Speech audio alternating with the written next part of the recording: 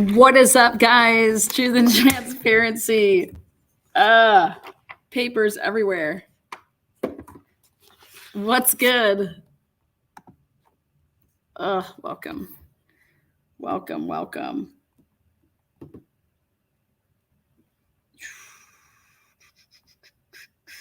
Welcome again. What is good? I can't wait to hear from all of you guys. So I'm going to reverse order this.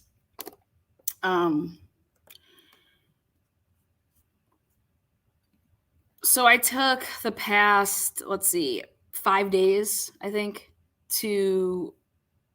I reorganized some stuff, and I was deep diving a couple of different things. As far as the Idaho4 case, as well as Sheldon Jeter Jr., my own cases, Davon, things like that. Because I could have gone live on my other channel immediately. But on the night that I played evidence from my own case, it was falsely struck in, like when you strike something. And I had to do a counterclaim, and I won my counterclaim. But out of the deal is that you are, if you are ever stopped live stream, you can't go live from your channel for 7 days. But you can appeal stuff, and I appealed it. And so I got my appeal was accepted. So Vanessa Walsh struck one, I think it was last Sunday. And she claimed a false she claimed a false strike on my channel. And here all I was doing was playing something that was 100% fair use. It was part of my discovery. It was part of my case.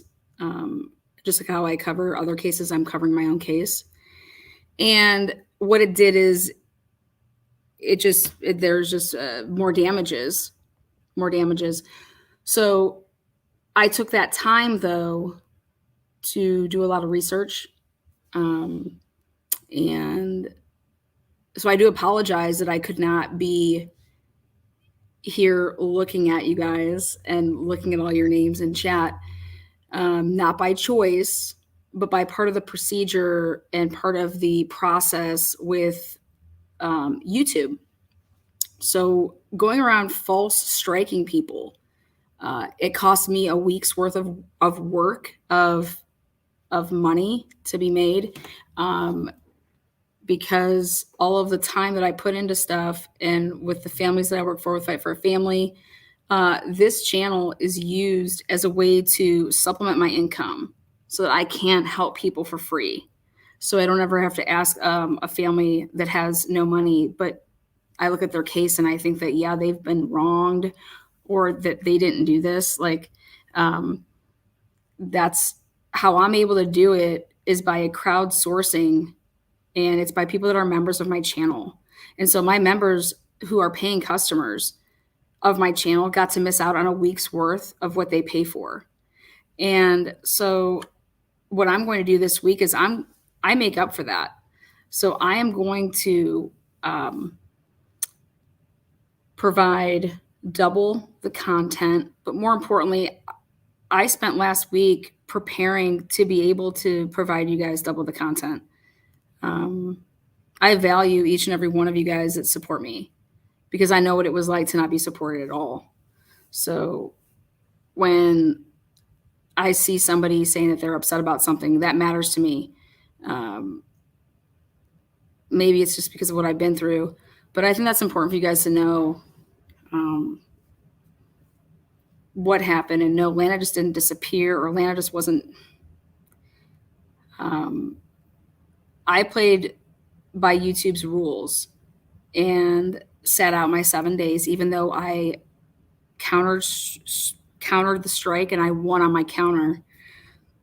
But I went ahead and sat out my 7 days so that I could show what damages came from that. Okay. And the damage is huge financial when she sees what that was financially. But way more important than financial, it's about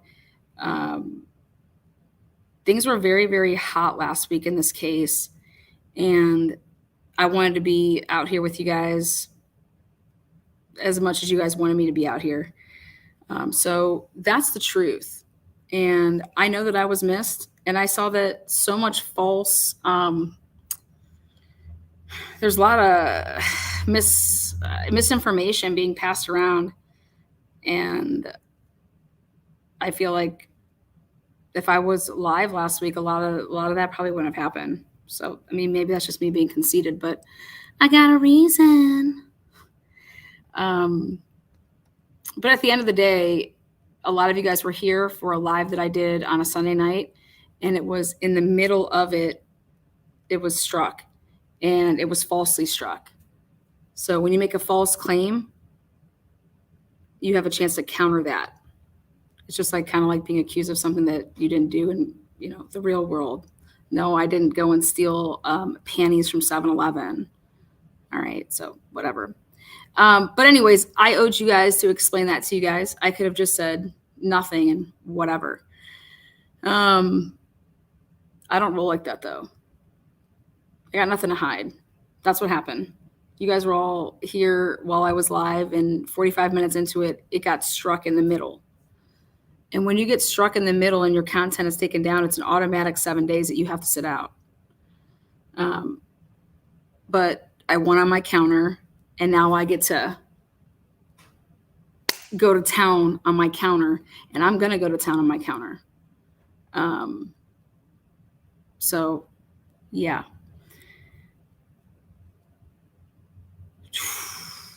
Now, we're going to do things a little bit backwards. Ready? I'm going to drop the link. And what I'm going to do is I am going to wait till we have 2 people that want to get on the panel at the same time. And I'm going to give a debate question. And these are the main questions that are going on in this case. So what that means is, for example, I'll do an example. I'm going to say, okay, here we go. Why do you believe that the police went with showing a stock image of a white Elantra versus actually the still of the white Elantra? I'm going to give each person 1 minute and 30 seconds to state their argument. And then the chat's going to say 1 or 2, like who gave the better argument. At the end of the day, both people are a winner, because whoever's going to actually have the balls to get up here and oral argue anything, hey, but you're not going to know the question and it's just like, what we're going to get out of this is we're going to get out of thinking on your toes and being able to pivot, because that's what it's all about. It's debating. Here's the argument. Which side are you going to be on? And the side that everybody should always want to be on is at the end of the oral argument, I should be able to either see that person's side, or I should either be saying that, no, I'm still on my side. Which side presented a better argument? And it's not about winning and losing. It's about, if Brian Kohlberger did this, whoop, ring him up. He's guilty. He's guilty. It's not about getting people off. This is I'm really curious as to hear how you guys would be, just like myself. We could be potential jury, the jury pool. So I'm over here scratching my head to, if I see something that's reasonable doubt, how does somebody else see, like, oh my God, he's so guilty. So that's kind of what we're going to do. So we're going to do a little backwards, because I'm going to start off with that. And then I'm going to close with some bombs that I've been doing for the past 6.5 days. I also got a new printer I got a lot of new fun toys. I got my little overhead projector here, like whatever I want to show you guys. Boop, you can see. This thing is just amazeballs. But I also got a printer, so I could take this transparency paper, stick it right up in that printer, print it on out, and it's going to give me an outline of the car, every single car. And then we're going to put them on top of each other, and we're going to see where the differences lie with a 2011, 12, 13, 14, 15, 16 Elantra. But I'm going to be able to do this throughout the remainder of the case because there's other cars that went through that area. And I want to know, were they identified? Because that FBI person didn't just identify the white Elantra. They would have identified all those vehicles that came through there during the time frame of this murder. So we're going to talk about what we think is exculpatory.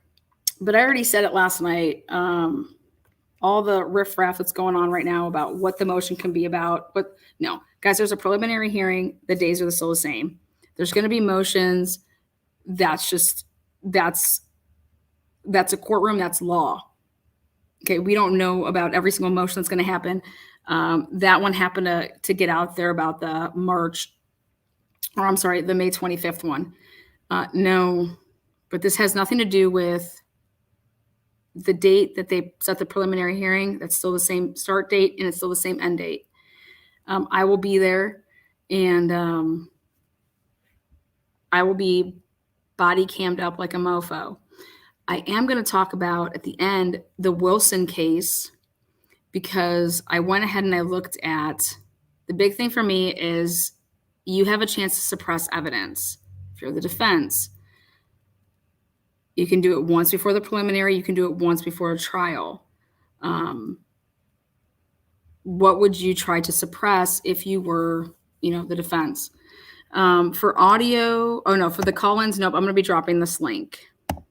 So all you have to do is show me that you're a real person behind. Thank you so much for that, Beth.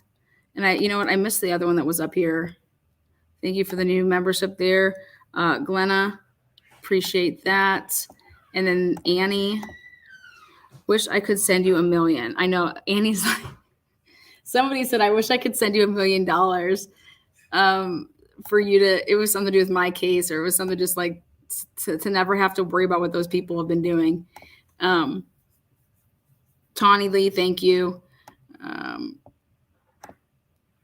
Rosie, love it. You have made such an amazing channel here. Glad you're back. We missed you. That means a lot. It truly does. I wish we all had $1 million, but guys, it's fine. Money is not everything. Way more important things than money. Health. Petty bitches. I'll just continue to. That's. But yeah, so I will drop this link. I love all my mods. And with my case, tons of discovery bombshells in my own personal case. One of the biggest ones is myself and Sheldon's family have been working on us putting together our own lawsuit for all the defamation that's happened with the family of Sheldon Jr., particularly his mother, and myself and the nonprofit. And bombshell discovery just, it's in, and it proves everything I, said, and everything that they said that was false. And these are people that were lawyers that were putting out this false information. And they were people that were then lawyers of Vanessa Walsh that went ahead and then continued to defame in other ways. And it's just a big old mess. But we're talking about licensed attorneys. Why you would ever do something like this? The last place a licensed attorney needs to be here is on YouTube. That means you ain't got no clients. Who has time for this shit?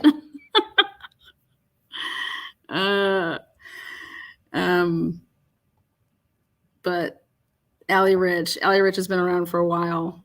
Thank you, Allie. Appreciate that. Anita, Whoop, whoop. So, you guys, if I say something on my channel, it's because I believe that I can say it. So people out there are like, Lana, why are you saying any of this stuff? Well, guys, because the only way that I've been able to stay above water on any of this is I have to combat some of this defamation because it's been that crazy. These people are getting tagged, and you guys are being fed, emails worth of stuff.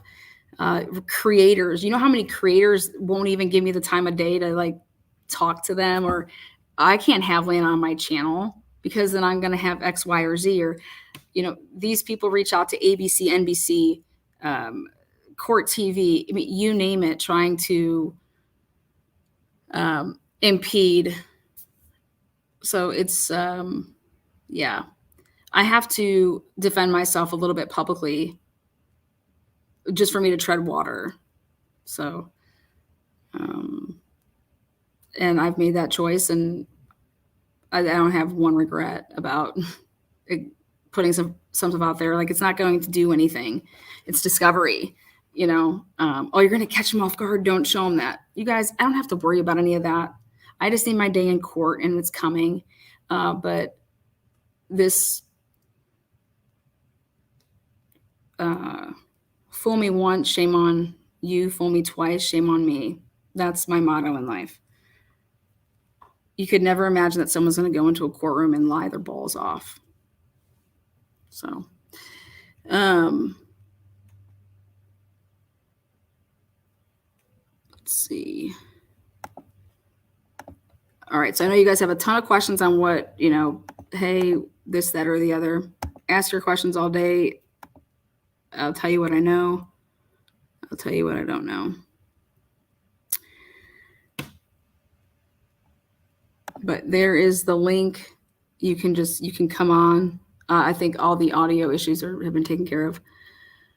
Thank you there, Andrea. Woo woo Gardner, YouTube member. Woo woo.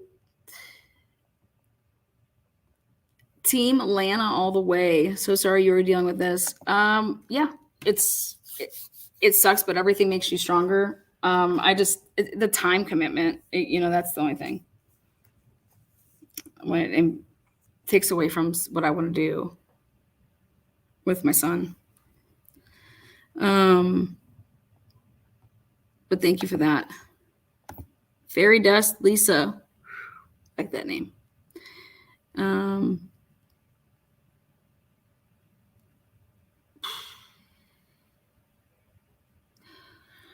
All right, guys, so let's go to the beginning here. Before the murders ever happened, something that I really have been focusing on is Kaylee and the whole living situation. That doesn't settle well with me. That doesn't settle well with me. Kaylee and Maddie were looking forward to living together. And so to cut that short, I would think that there'd have to be something significant for that to be cut short. Thank you there, Sweden.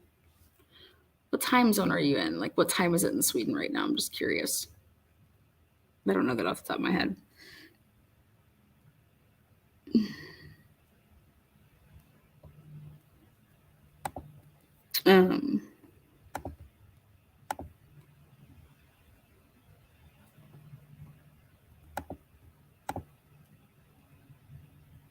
Keep being you, Lana. Oh, I keep on doing it.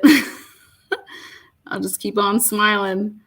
And I got to throw my humor in on some things because that's just always going to be me.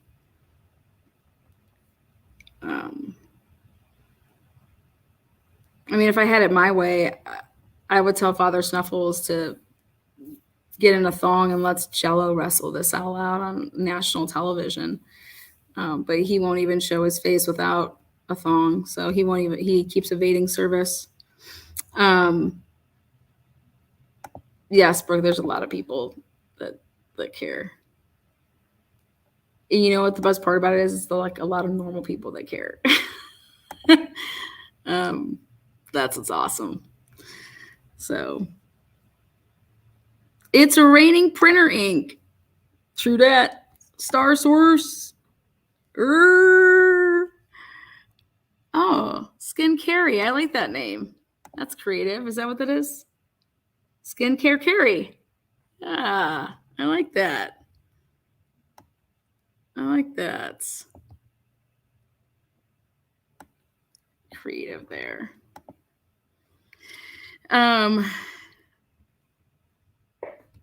Who was on the live last night? That was Kim.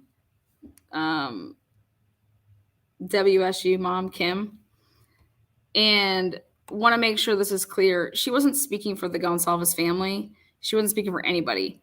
What she was, because she had texted me later, what she was saying is that I will continue, she's saying she will continue to speak for people that can't speak. And she's looking at it more so like, I'm not speaking for these people. I'm choosing to speak up. That's what she's saying. She's choosing to speak up on the stuff that she knows. And that's that. I know she talks super fast. So anybody that thinks that I talk fast, she's got me barrel over. Kimmy Q, thank you. Yeah, that's a long one. That's 4 hours. So I don't blame you that you have to wait to get that out of your system with everything that happened last night with that live. Thank you for the renew. Jules, Atlanta 520. Sure, could be that. Yep. Could be that. Maybe that. For me though, I don't truly care what it is. It's not, you know, to waste all this time trying to figure out what it is. That to me is not important. This is heading in the direction of the law. Like, it's just, this is how things play out. Like, there's going to be a preliminary hearing. Do I think there's going to be a grand jury? No, I don't.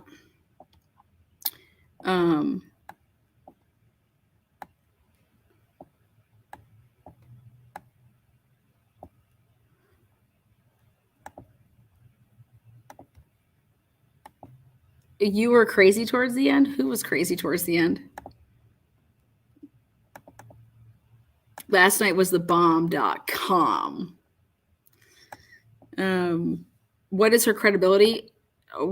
Her credibility is she's the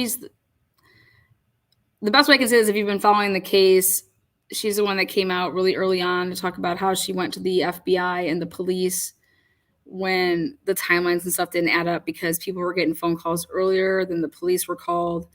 And she proved to me with her phone records that she did all those things that she said she did.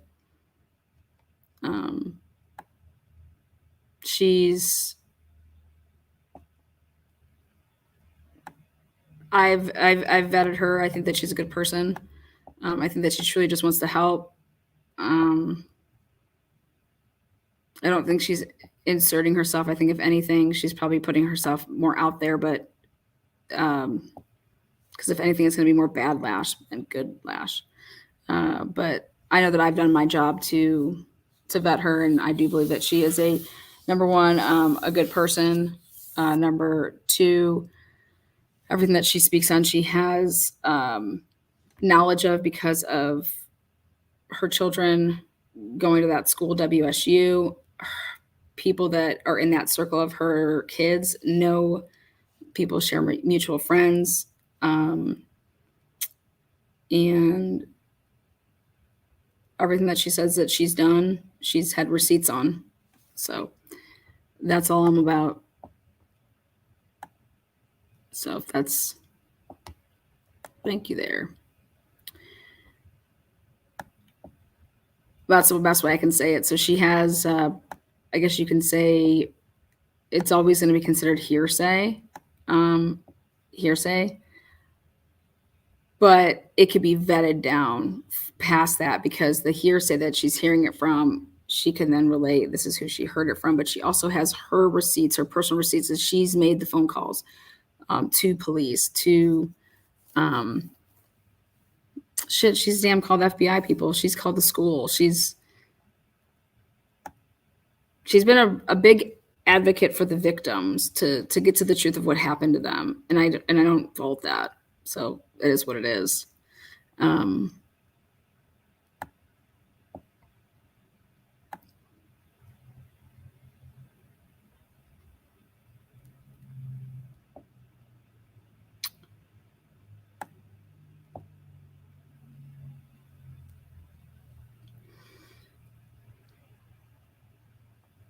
As far as believing what she has to say, I don't think that she's lying. She has a lot of, I guess you can say, I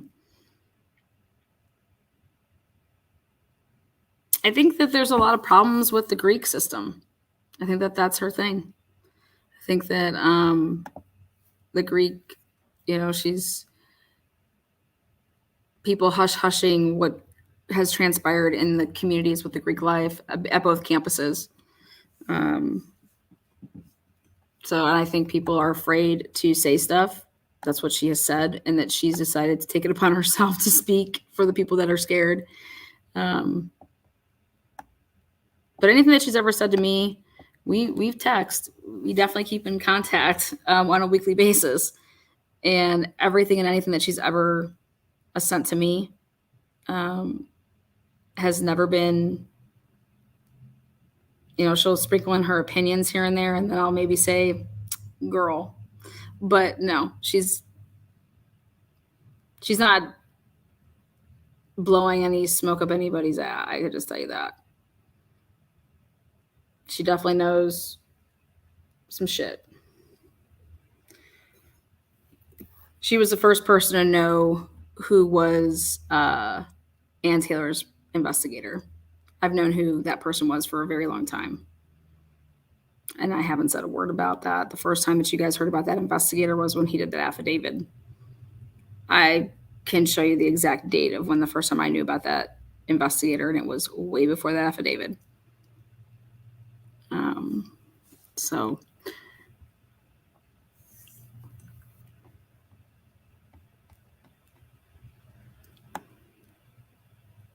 best chat on the planet. There you go. First channel I'm subscribed to. How do I keep my membership on a monthly auto subscribe? That to me, I think it auto renews every month. You have to end it. So once you do it and you get it, then you'd have to end it personally.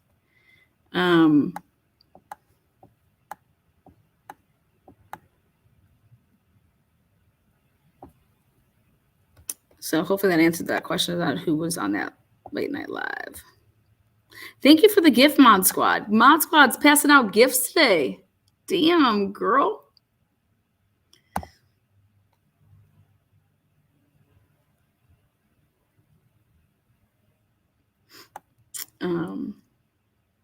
Yeah, to everybody that's been buying gifts out there, because on my end, I can't see that. So, Atlanta, how do you think Brian is connected to the King Road home? Keely, Maddie, Ethan, Xana, all.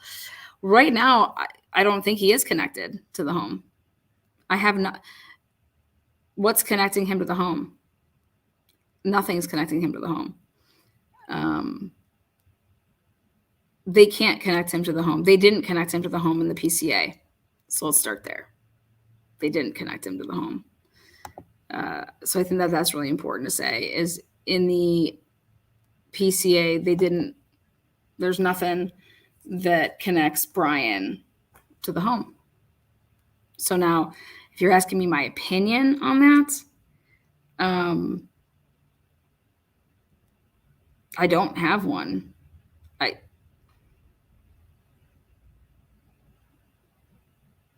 These kids take so many pictures from their phones. Not just like the victims, not the survivor. I mean, I'm saying kids in general take pictures from their phones. All these kids. And nobody has been able to come forward saying or showing here's Brian with any of them. And come on, it's 2023, right? Like,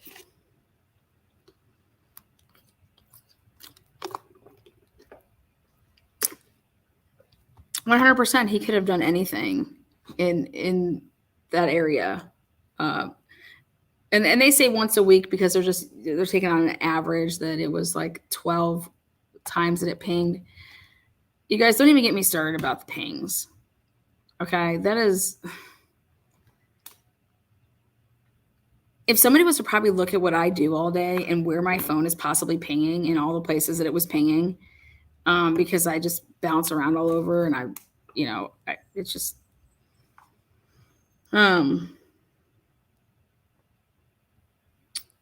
what about the sheath? Is that linking it? Is that linking him to the home? Well, the sheath isn't linking him to the home, but that's the only thing that's linking him to the crime. And that's touch DNA. And they had to get that in a very, very messed up way. And so I would be trying to suppress that evidence. And I think that they have a decent chance of doing that.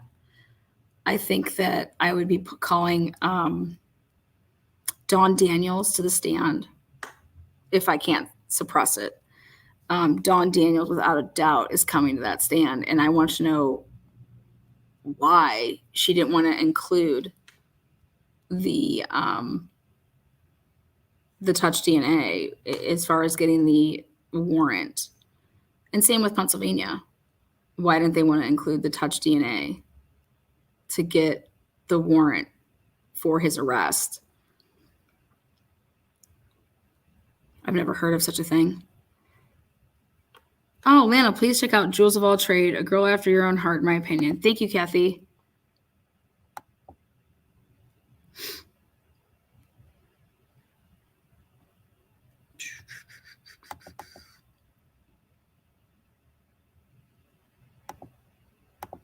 It's okay, Miss VR. You stay on those court channels. It's a good place to be, especially if you're watching a trial. Let's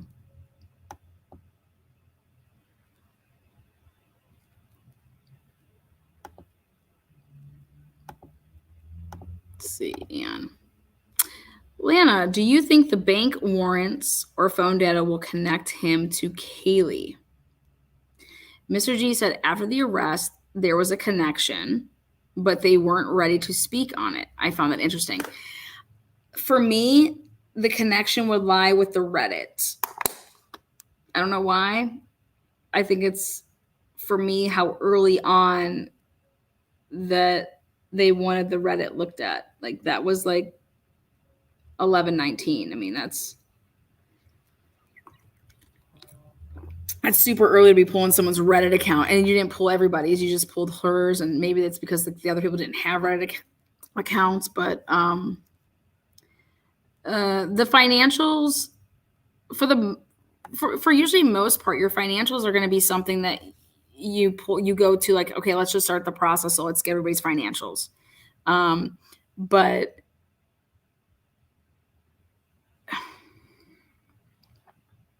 my question is, are you pulling the financials for motive, or are you pulling the financials for evidence?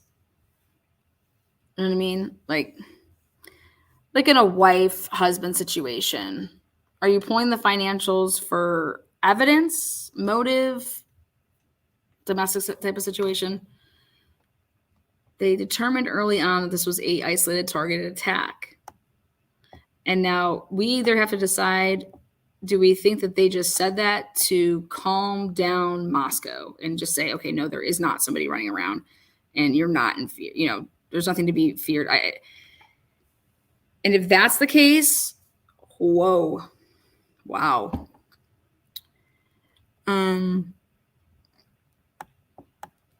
I think it's heavy with financials. I do. But it also is 2023. So they got to go for, like, you know, these apps like PayPal, Venmo, Zelle, Cash App.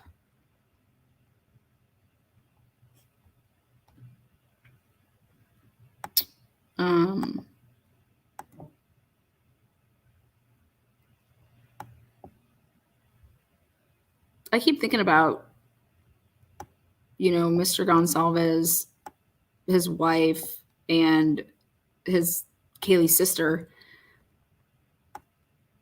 When they take the stand, I mean, what would you ask them? I think they know a lot. I'd want to know everything that they knew. And if they were down to talk to me, if I was an investigator, like, hey, would you talk to us? Yeah, sure. Like, do you think that the family's already talked to Ann Taylor's investigator? Do you think that they've talked to Ann Taylor? I mean,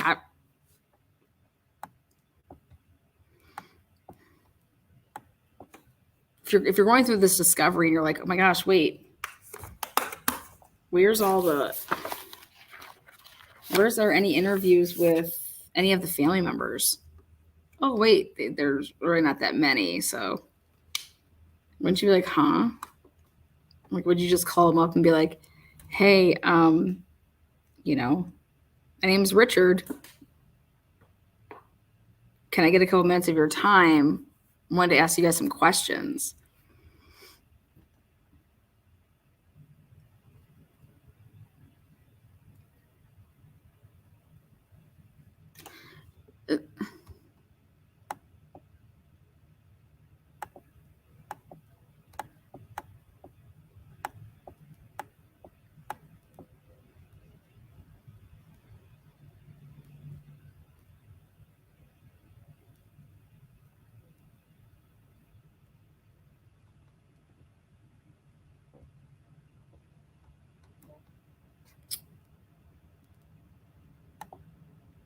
Yeah. Also, I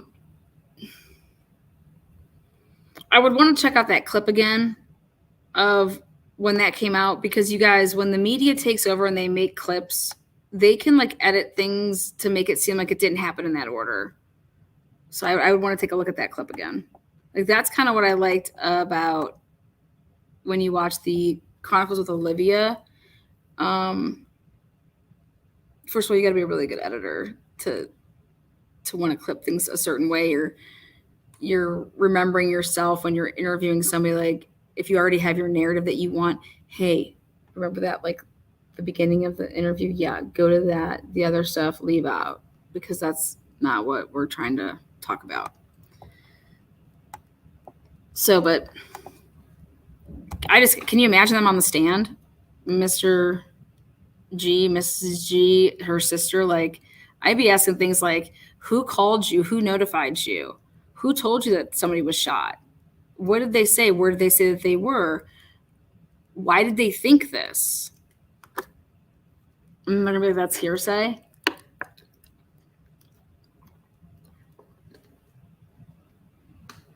So during your interview, you're going to get all that information so you can go right to the horse's mouth, then, I guess.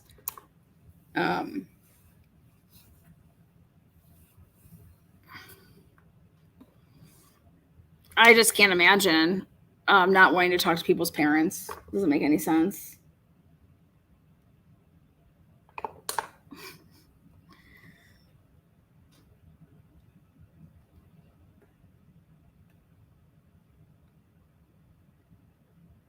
The gag order is very simple in this case. Nobody can talk about the case that's involved with the case, meaning the parties of the case, meaning the police, the investigators, the defense. Okay?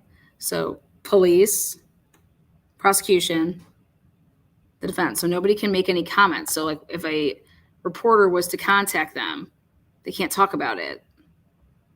That's it. It's so easy. It's very simple to understand.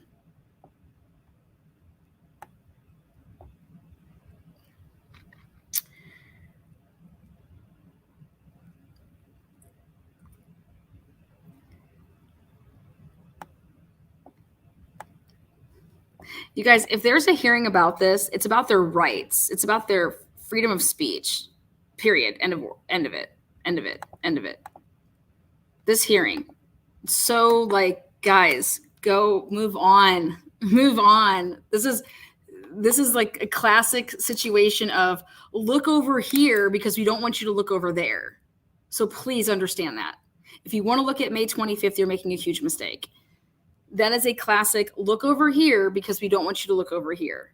So what are they trying to draw you away from?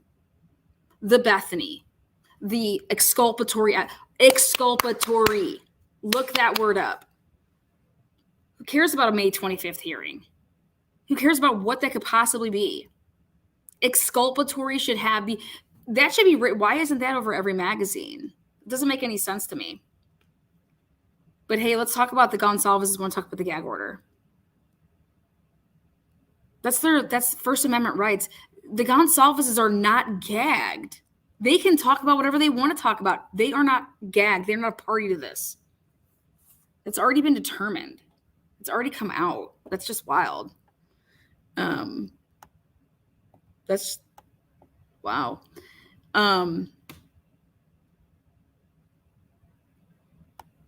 You guys, exculpatory evidence. That's what we should be talking about. Oh my God, did they move the preliminary date? No, they didn't.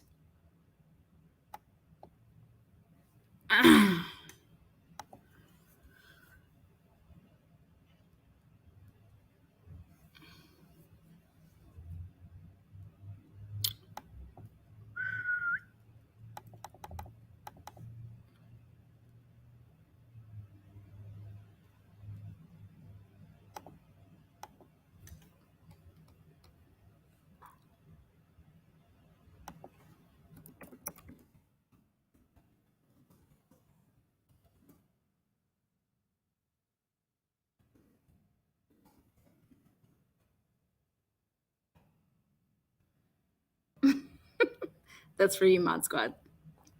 Chef's kiss.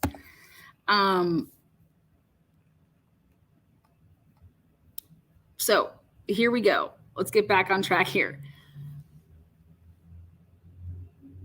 Nobody should give a royal red rump about May 25th. What we should be talking about here is in one of the biggest cases in I couldn't tell you how long, you have an investigator saying, hey, there's a potential that this girl right here has exculpatory evidence for the most hated man in America right now. That should be like, wait, what? Wait, what? Bethany saw and heard something. Now, the opposite side of that, people are going to say to you, oh, they're just playing semantics. Well, I don't think I would do that for my career. I don't need to do that. There's no semantics.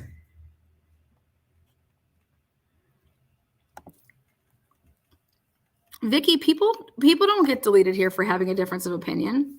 Not at all. You're here, aren't you?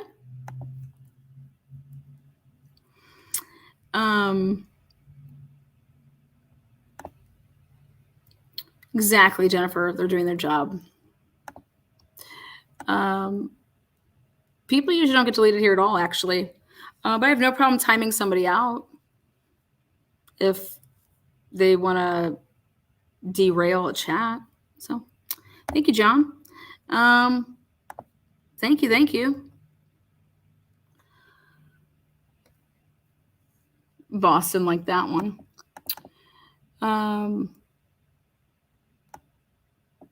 I encourage difference of opinions. Royal red rump. Yes. You like that? Just trying to use my colorful vocabulary without cussing.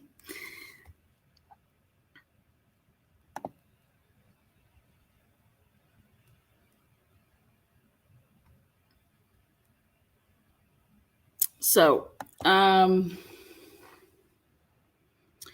think there's so many moving parts and so much is going on in this case that I would like to know how any of you guys, if you were a prosecutor or if you were a criminal defense attorney, how do you prosecute and how would you defend and it actually starts with the prosecution because it is their case.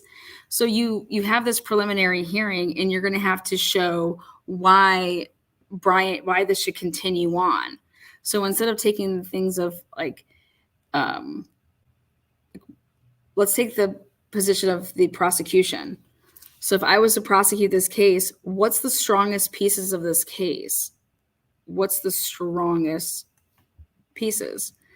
And you have to keep your case with the PCA, in line with the PCA.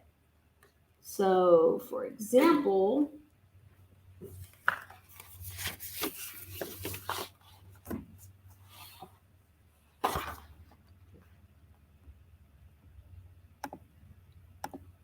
somebody's going to say sheath, okay? And let's see. Let's go like this. Oops. Don't know whose number that is. Call for a good time. I'm just kidding. Oops. All right. Here it is. Let's just back up just a tad. Back it up, back it up, back it up, back it up, back it up, back it up. So what's your strongest pieces? I mean, how do you, hey, this guy, I mean, you're going to go at it. Look at that. Look at that. Look at that. So, well, would you say that we need the ME to testify to the fact that that is definitely something that happened between this time to this time, right? You need that. You need the ME to be on board with the time of death, right? The time of the crime. I mean, how long, these wounds, how long would it take for someone to die? I hate to talk about it like that, but because that has to fit the time of when this white Elantra is there, right? Because that's your killer. Because your killer couldn't have walked there because you have him in a white Elantra. So based on this PCA here, you can be expected to hear from, we need Officer Smith. Oh, wait, we need Mitch Noonans and we need Gunderson to be testifying. Oh my God, great. They were involved in that Wilson case. Holy crap, that they were totally buried evidence. Oh, great. So that's problematic. They're the Brady Giglio officers, two of the first people on scene. Oh, and one of them was the reason that we were able to find out where the dog was with the body cam, allegedly.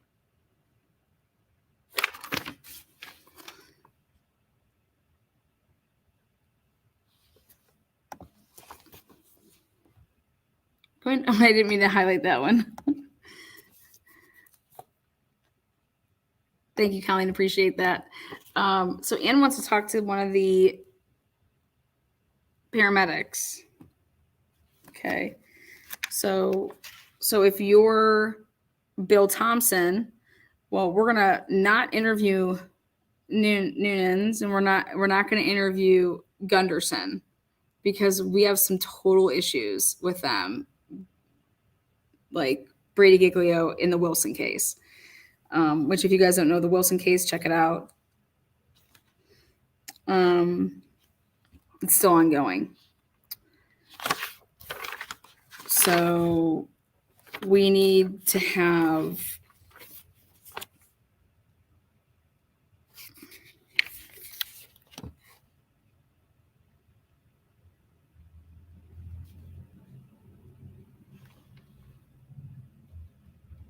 I don't think there's going to be a grand jury decision. I don't think this is going to the grand jury.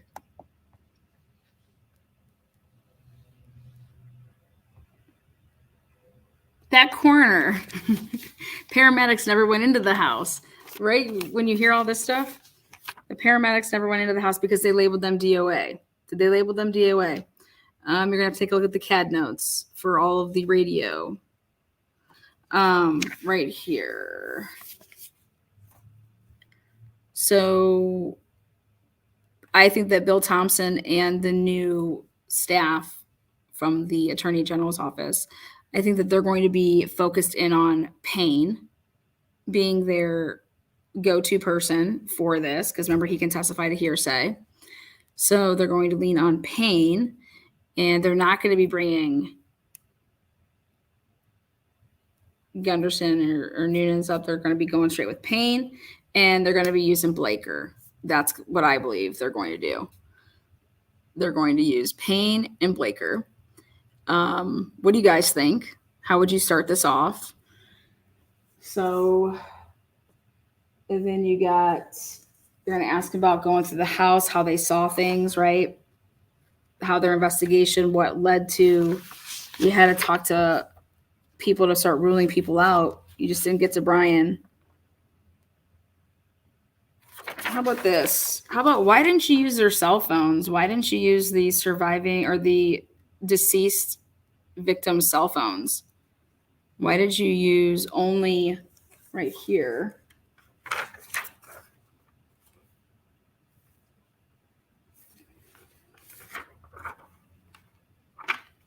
Right there. The combination of DM's statements to law enforcement.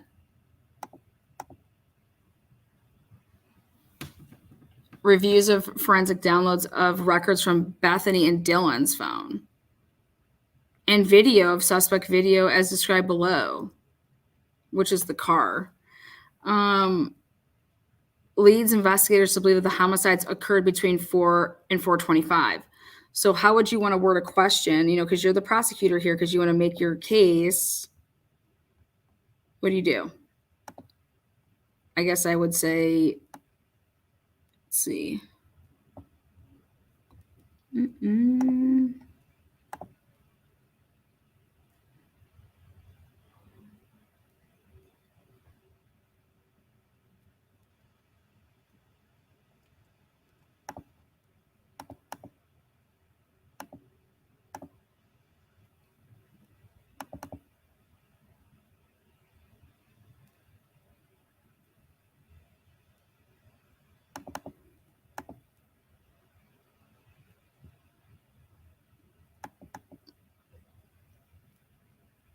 It's going to be interesting, isn't it, Annie?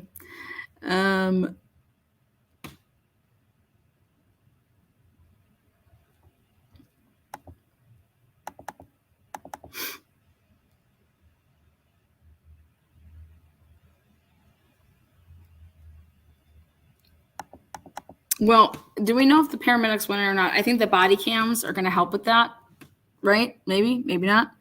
Oh, there it is, Boston. Yeah, if you guys want to see that live from last night, it was lit as a tit. Check it out.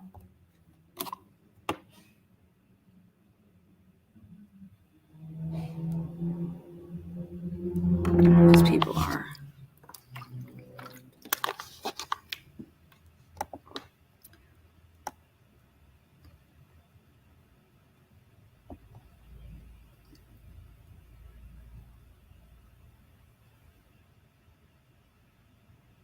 Here we go.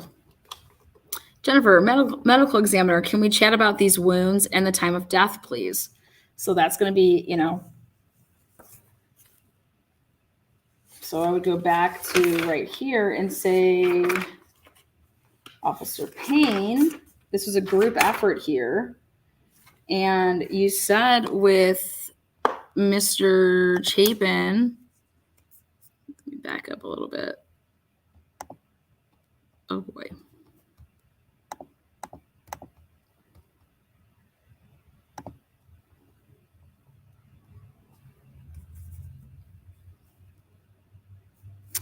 With wounds later determined, autopsy report provided. Why could you could determine that? So this phrase here, also in the room was a male, later identified as Ethan. He was also deceased with wounds later determined. So you couldn't determine those wounds. Why couldn't you determine those wounds?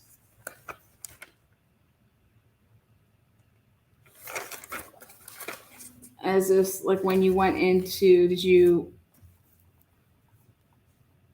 let me go.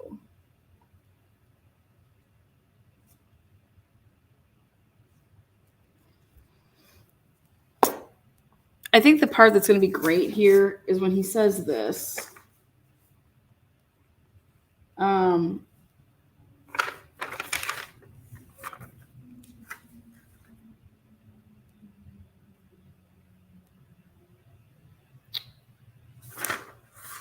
There we go.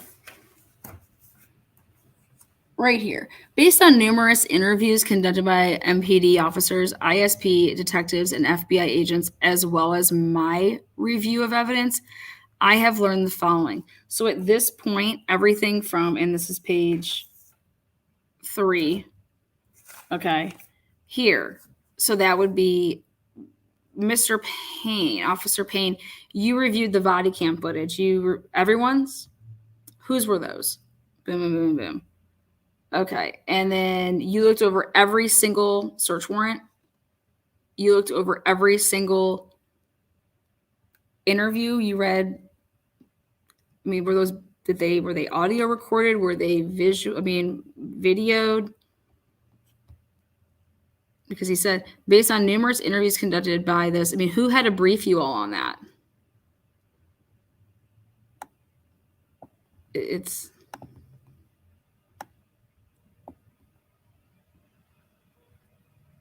I have learned the following. So you're going to go through here and you're going to pick out everything. You're going to ask them how they learned that. So let's go ahead and pick it out. On the evening of November 12th, we're seeing what time? What times? How did you determine that?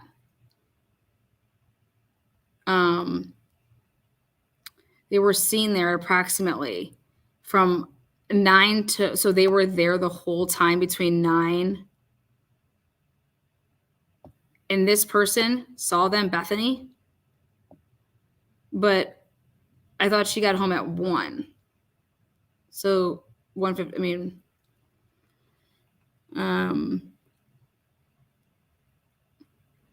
who told you that Ethan didn't live at the house? How'd you determine that? Who told you that? How did you first become aware that Maddie and Kaylee were at a local bar?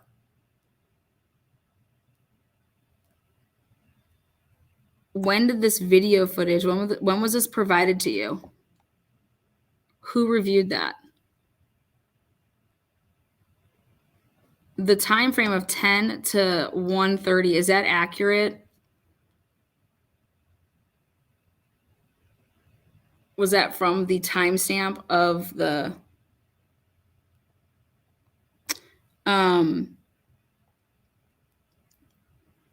how did you learn that they were at a grub truck that night?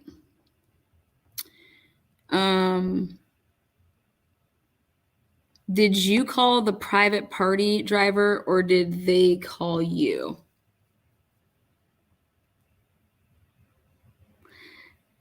And who gave you the 1:56 time? Because you guys had 1:45 for the longest time. How did you guys get the 1:56 time?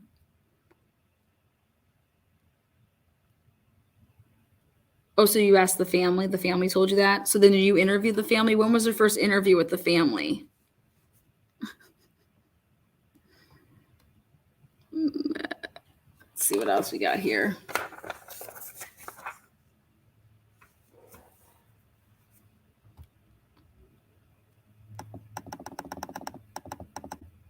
You guys liking this new tool? Okay, DM and Bethany both made statements. How many statements did they make?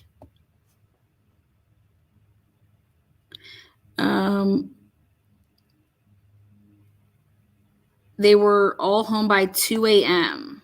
Who else was home, though, at 2 a.m.? Were those the only residents? Were those the only people in the house at 2 a.m.? Were there other statements about other people being in the residence? I get that they were there, but who else was there at 2 a.m.? Who told you that everybody was in their rooms by 4? That means the last person that would have, I mean, how do they know that everybody's in their rooms? Where'd you get this information from? Where are you getting this from? And then, okay, so then we get to the DoorDash. How did you determine that there was a DoorDash? How did you even know if there was a DoorDash? Who told you that there was a DoorDash? Did that come from one of the surviving witnesses or roommates? It says received. Did she also order it? And then it says that it was approximately 4 o'clock. Now, how are you basing that approximate? Are you going off of cams? What are you doing?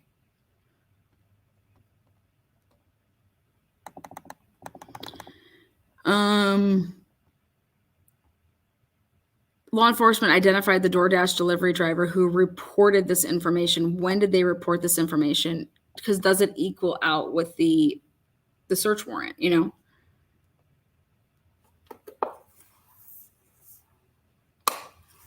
Because they're going to go, this is going to be the state. The state's going to go through, like, this PCA is like the order of everything. So I can't really see.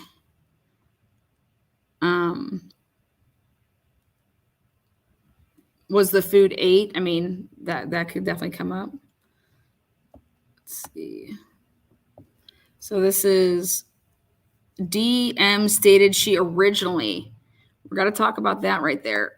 You said originally went to sleep in her bedroom on the southeast side of the second floor. Did she go to sleep multiple times? Like, what originally? DM stated she originally. So this is now how I look at it. Now think about what we're going to talk about here. Now I'm going to throw this wrench in. DM stated she originally went to sleep in the bedroom on the southeast side of the second floor. Is that Officer Payne because at one time or another, after she was asked questions, that she told you a different story, that she went to bed on the first floor? Did that happen? That's what I think. So he's choosing to go with her original story, which was that she was on the first or on the second floor. That's how now I'm looking at this based on the defense coming in and saying what they did with the investigator. That right there, when people are talking about originally, now think about it like this. DM stated she originally went to sleep. This is not talking about that she went to sleep multiple times that night. This is her original statement was that she went to sleep in her bedroom on the second floor. So I believe at another time when they were talked to, and now this is going to be the thing, Officer Payne's writing this up, but that was what she originally said. Was it originally what she said, or was it the second or third thing that she said? But I believe that what he means by this is that she gave multiple statements and that they're going with what she originally said. So then you would ask, well, why are you going with what she originally said? Well, because then we thought that she was lying. What made you feel that she was lying? What gave you that impression? Because it didn't add up with Bethany's story. Bethany said that she slept with her. Oh, okay. You know what I'm saying? Like, so then how did she see Brian? How did she see a bushy guy? You know this is going to get crazy? This is going to get wild. Okay. So you're going to go with the original story, which is that DM stated she originally went to sleep in her bedroom on the southeast side of the second floor. DM stated she was awoken at approximately 4 a.m. Now, how are you getting the approximately 4 a.m.? Where is that time coming from? Are you sure that it wasn't 3, 2, 5, 6 a.m., 4 a.m.? Does her phone move? I mean, where does this 4 a.m. come from? And it sounded like Kaylee was playing with her dog. So does that mean that Kaylee was alive at 4 a.m.? No, it's just what it sounded like to her, but it really wasn't that. Oh, so that's your opinion but she's telling you that she heard Kaylee. What made her think that it was Kaylee? Did she hear Kaylee? Remember this whole thing about, we're going to get into, if you're going to sit here and say that Bethany has heard and saw things that are unique to her and she's the only one that can testify to it. I would think it'd be the same thing about Dylan because she knows her roommate's voices. I've been saying this for months. What do you mean? How does she say it sounded like Gonsalves playing with her dog? What kind of sound is that when you're playing with your dog? Well, there was a bunch of like galloping around. You know what I mean? She's going to have to. What did she tell you? What did she explain to you? What did she say? Did you ask her what that sounded like? A short time later. Well, what's a short time later? 1 minute, 10 minutes. She said she heard who she thought was Kaylee say something to the effect of, "There's someone here." Was this when she was on the second floor or on the first floor? Because how could she hear that? How could she hear Kaylee? Wasn't her door closed? Didn't she say her door was closed? How did she hear Kaylee?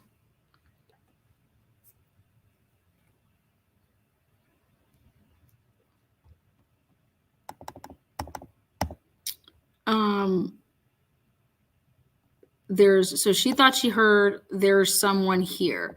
And then it looks like you, Mr. Payne, said, hey, it could have also actually been Xana because it looks like she was awake because her TikTok app was on.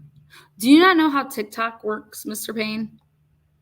You know that you could just let it sit on your desk and it's just going to keep going through TikToks? Wouldn't it make it seem like she was watching TikTok, but in fact she wasn't? Don't you think that she would know? So she didn't say that it was Xana's voice, though, right? She said that it was Kaylee's voice.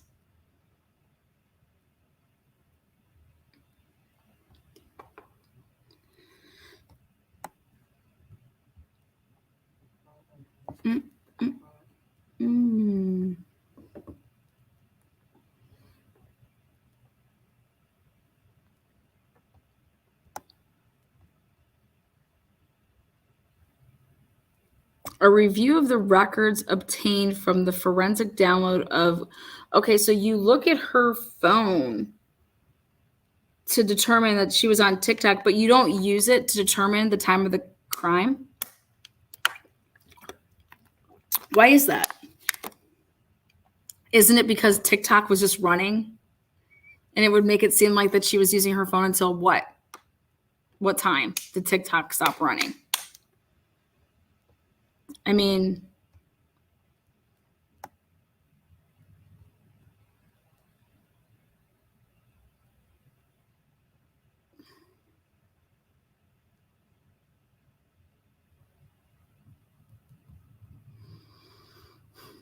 now, Mr. Payne, you said that DM stated, was this her original statement or her second statement or her third statement? Which one was this one? DM stated she looked out at her bedroom window or her bedroom. Was it her bedroom window or was it her bedroom?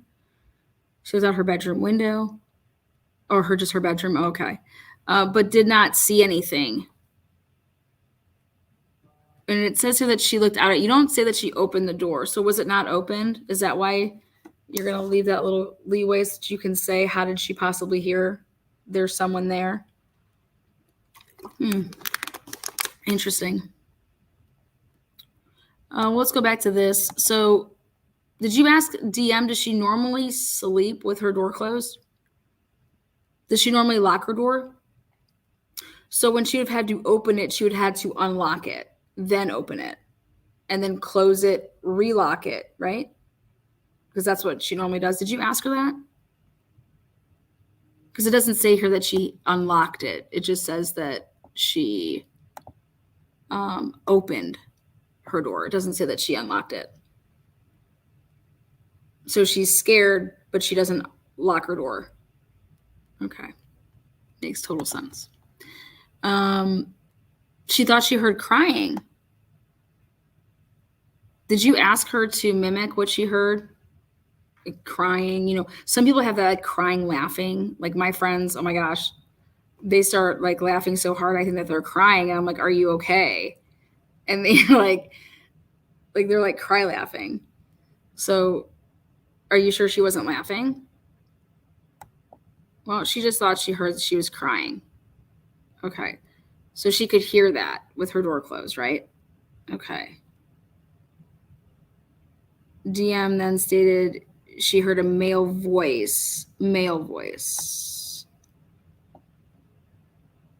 Did she say what male voice it was? It's just a male voice. She didn't recognize it. Did you ask her if she recognized it? Now, is this on the first, second, or third time? What statement does this belong with?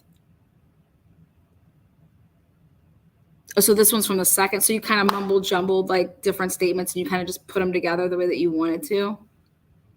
Okay. I'm going. It's okay. I'm going to help you. Okay. Something to the effect of "It's okay. I'm going to help you." So was DM like standing through the like the door of like? So did she close it and go back to bed, and she heard it from her bed, or did she hear it when she was standing up and just standing in the middle of the door when she heard this? Did she tell you that? Did you ask her that? How can you prove, if you're the defense, that there isn't a way that DM would have been able to hear this? Is there any way that you could possibly prove that? I don't know. You said at approximately 4:17 a.m., a security camera located at 11112 King Road picked up distorted audio. Now, did you ask for additional audio from like, a week out, 4 weeks out, 2 months out? Was it normal that their audio, their Ring camera, like what security system is this? When you say security, is it a Ring? What kind of security camera are we talking about? If I'm Ann Taylor, I'm going to go back out and see if I can get any times that's picking up like distorted sounds from coming from that room. And a whimper followed by a loud thud. You can hear a dog barking numerous times. Were any of the windows open in the house when you went through? How can you hear a dog barking? So could it have been like a dog outside? Are there dogs in that area? I know that one lady that keeps calling all these noise complaints. I think she has a dog. Doesn't she? What's her name? I don't know.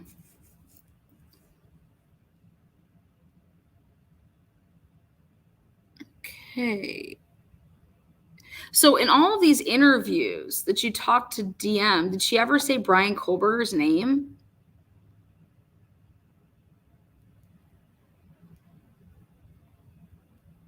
She never did.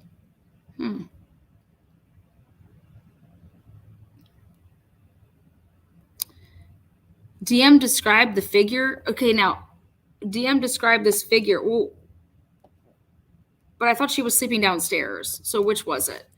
Because Bethany says she was sleeping downstairs. So then does like all of this then go out the water? So like, let me get this straight. If Bethany's going to say, homie was with me and slept downstairs the whole time, so then all of this can go because you would have never heard anything like this, right? And maybe the reason that she heard Xana is because Xana had to come down to the first floor to get her DoorDash. And that's why she heard, there's someone there, because she had to come down to the first floor to get the DoorDash at the front door.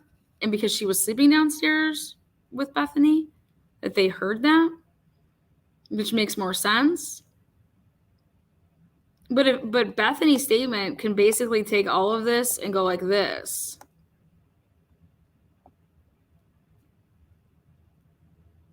So then we go back to my biggest thing, which is 412.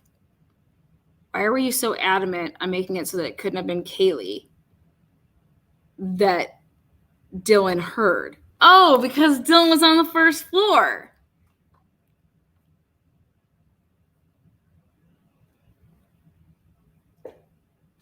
But you don't make it seem like that. You go with it, oh, she was on TikTok, so it could have been her because she was awake. But why couldn't it have been Kaylee being awake? Because Kaylee was just playing with her dog, allegedly. Because does that shrink the amount of time then down if all these people are awake to kill then 4 people from 412 to 417? Is that now problematic? How do you kill 4 people from 412 to 417?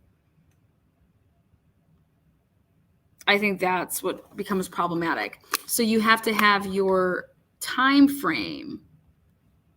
That's why, in my opinion, it can't be that it's Kaylee. Right? How do you also hear that on the first floor if this is happening on the 3rd floor?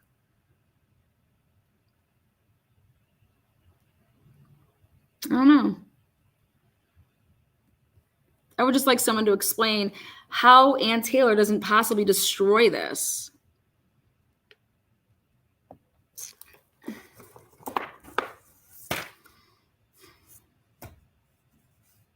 Was that food 8 that you saw, or was it not 8? I mean, I don't know.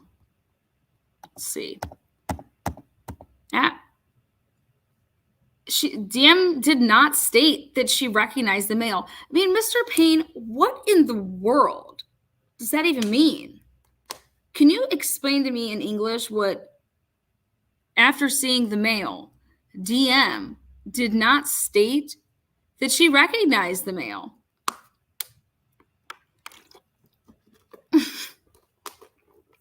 Is it safe to say that DM didn't recognize the mail? Or like, what does this mean?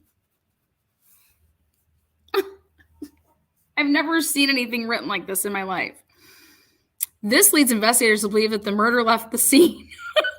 Like, wait, all of this makes you seem like, because DM stated that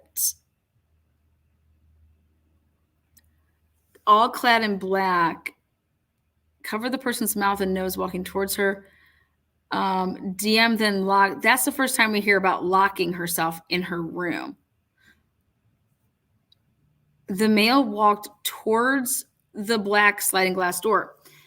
So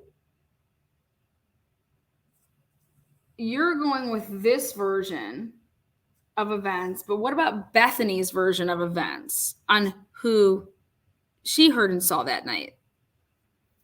And what time did this happen that Bethany heard and saw? Why isn't that in here? Is it because it totally messes up? Like, probably. But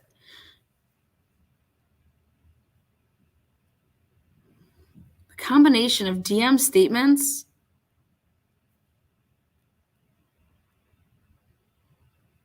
see guys right there? The combination of DM's statements, not Bethany's statements. You guys, this is where exculpatory evidence, okay? This is it. I'm breaking it down for you guys. I'm trying to have some fun with y'all. Right here, this is it. This is your exculpatory evidence, okay? They just say right here, this leads investigators to believe that the murderer left the scene. All of this that was DM's original statement. But she's given multiple statements, okay? But we're going to go with her original statement. And then you get right here. This is where the exculpatory, if you ask my opinion. The combination of DM statements, period, like not DM statements and Bethany statements. It's the combination of DM statements to law enforcement, then the reviews of forensic downloads of then Bethany and Dylan's phones. Nothing to do with anybody else's phones.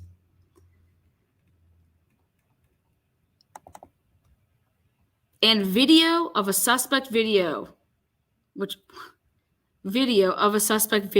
as described below, leads investigators to believe that the homicides occurred between 4 and 4:25. And in order to have Brian Kohlberger as your dude, that has to be true. Because if it happened at 3, it can't be him because he's not there yet. If it happened at 3:25, he's not there yet. So when anybody says, like, why didn't they, like, push out more of, like, a time frame to give themselves to work with? They can't because they're riding and dying on an Elantra or whatever vehicle was there during that 4:04 to 4:20. And it's off of DM's original statement, not her. Well, then she started lying to you guys.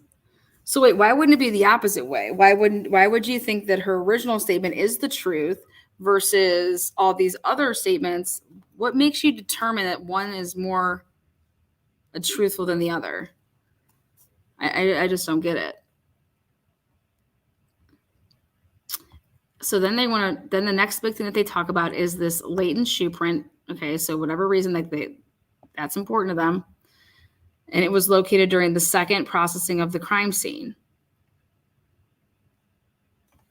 And it was just outside the door of DM. And that's important because that goes with her statement that he walked right past her, right? But this all goes to corroborate her first original statement. But this is just wild.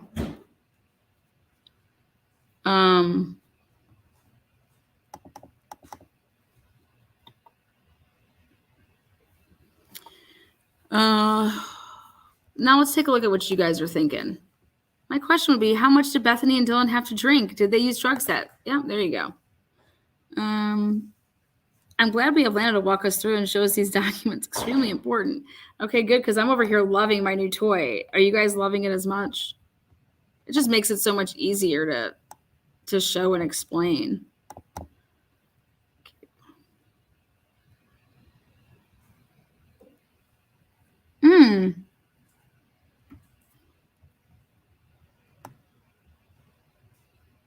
Her statement was catch by the cops. Damn it, I'm an hour late. We're just getting warmed up.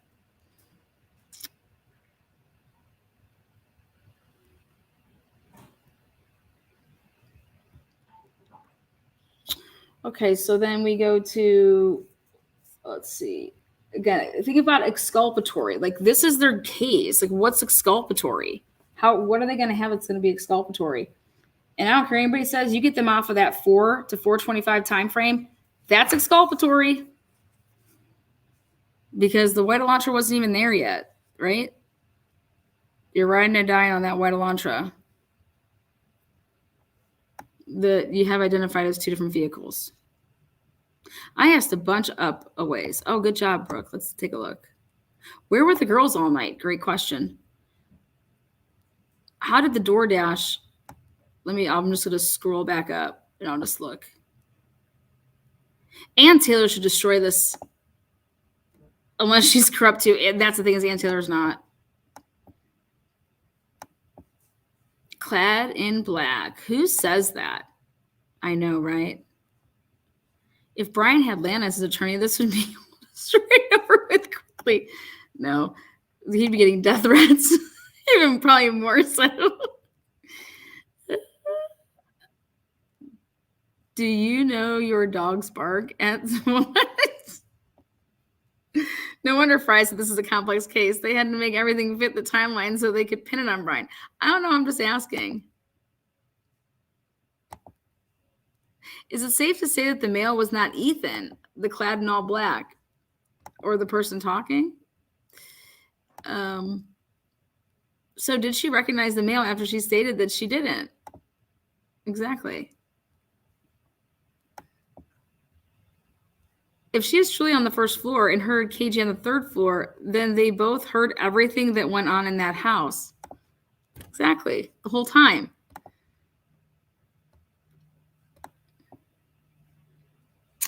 It's actually pretty easy if you're a 3-man team and trained in raids for HVT, says Annie. How many nights a week would you say people came over to visit any of the roommates in the home? Was this something you all discussed as roommates beforehand? Was it? Yes.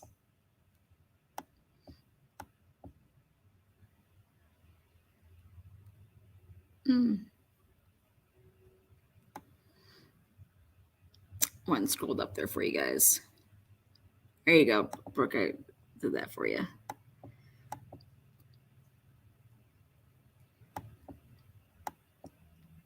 Okay, so now how do people feel now so far? Like, let's take a look at it from another set of eyes now that what we know. All right, so check this out. Ready? So we've decided that law enforcement has picked Dylan over Bethany. Okay, law enforcement we're going with Dylan, and now the defense is like, we're going with Bethany. That's what we're seeing right now, in my opinion. Okay, there's clearly a divide in what these girls heard and saw, and I think timeline divide. But the one thing that the investigators want to say here is that DM statements, but they're going to go with they reviews of forensic downloads of records from Bethany and Dylan's phone. So they reviewed both of their phones. And I believe that's because they were going to make sure that both of them were at the house that night, so that, okay, well, maybe one of them wasn't there. So let's take a look. Okay. So we reviewed both of their phones. Okay. They're both there. And video of the suspect video, as described below, leads investigators to believe the homicides occurred between 4 and 4:25. So what I got from all of that is that we're going with Dylan, and we're going with this time frame based on when this car was here. Whoever was in this car, whether it was one person or multiple people, they had something to do with this crime. But they didn't see them walk into the house. They didn't see them leave. Okay. So, and Dylan doesn't say that she saw anybody with a knife. Doesn't say that she saw blood. But this is what this is insane to me right now. So wouldn't you sit there if you're the investigator, and you would take the Ring camera footage that you did all this with, and you'd look at it from the time that they got home at 1:56, because they're alive, you see them. And wouldn't you look at it very, very thorough to the point of, all right, do we see anybody walking across this? Does this Ring camera alert us to anybody that was walking across, that they walked in the house or they're walking towards the house? Because how are you going to be able to explain if Dylan or Bethany say, oh yeah, so-and-so came over that night for a little bit, and they're nowhere to be seen on that Ring camera? So people could get into that house without being seen on that Ring camera, as Joe Blow did based on Bethany and Dylan. Then we talked to Joe Blow, and he said, yeah, I was over there for a little bit, and then I left.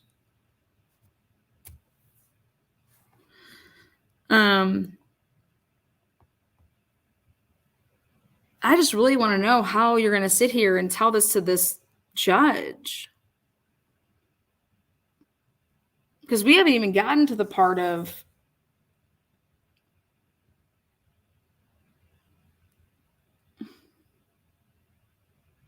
so the video canvas, you don't have anybody going in that home. You don't have anybody coming out. No. Do you have that car parking at their house? No.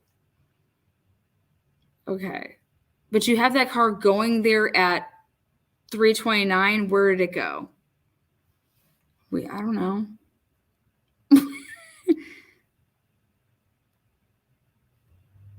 Okay. What about all these other cars? Where did they go? What about this car? How did you rule out this car? Oh, we found out that belonged to one of the neighbors, and he went to work that night. He works third shift.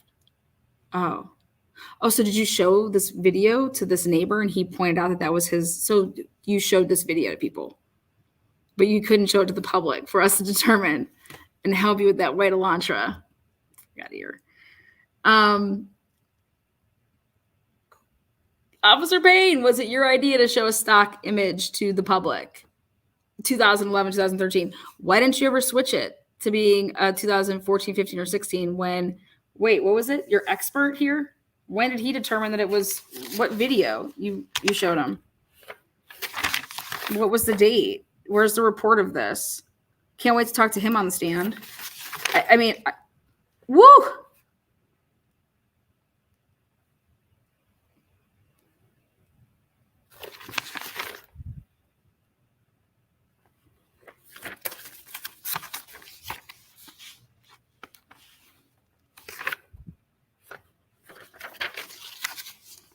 How did you get it? How did you get it so in your search warrant that you were able to get historical data on Brian Koberger on December 23rd, and the search warrant came back on the same day? You got that expedited, didn't you?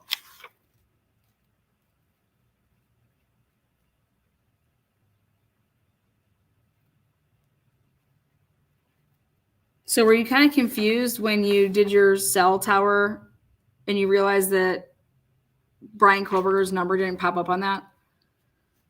Did the DoorDash drivers pop up on that when you did the cell phone tower 3 to 5? Did the DoorDash drivers pop up on that? Is that how you found out that there was a DoorDash? So did you not think that was at all weird that somebody got a DoorDash right before they were murdered?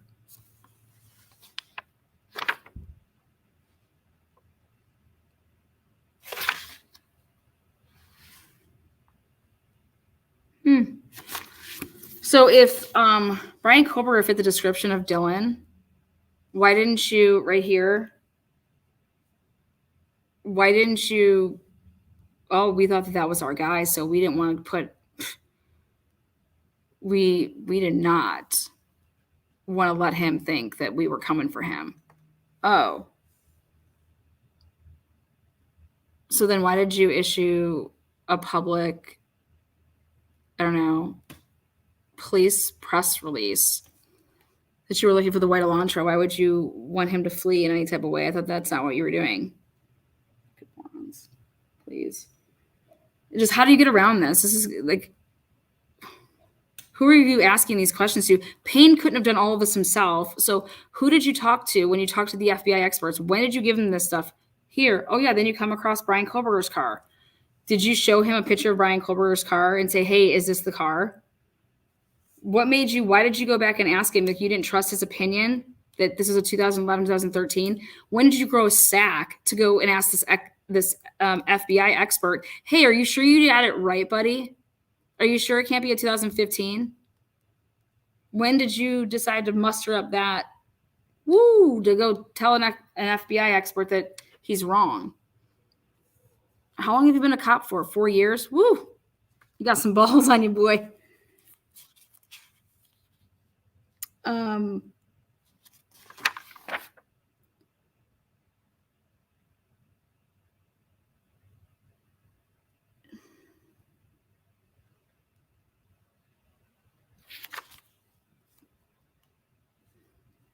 Did you ever provide Brian's picture to the girls?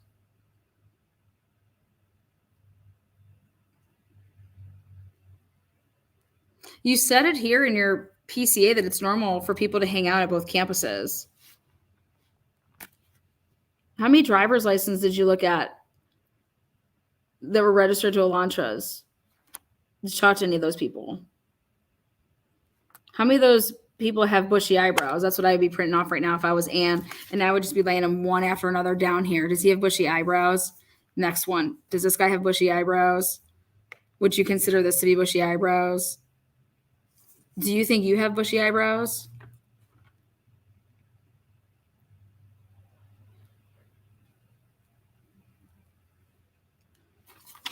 Okay, so based on your training, it says based on my training and experience and conversations with law enforcement officers. So you think that Brian shut off his phone, right, to go do this, and then decided to turn it on out in the middle of nowhere. So then why in the other affidavit that you had Blaker submit, did you say that he went straight home? So in order to search his apartment, you said that he went straight home.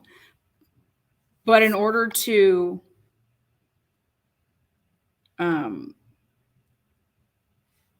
arrest him, you said that he drove all over and didn't go straight home. So which one is it?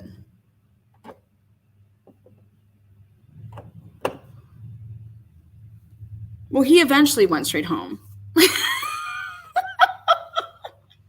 I mean, what are you going to say to this?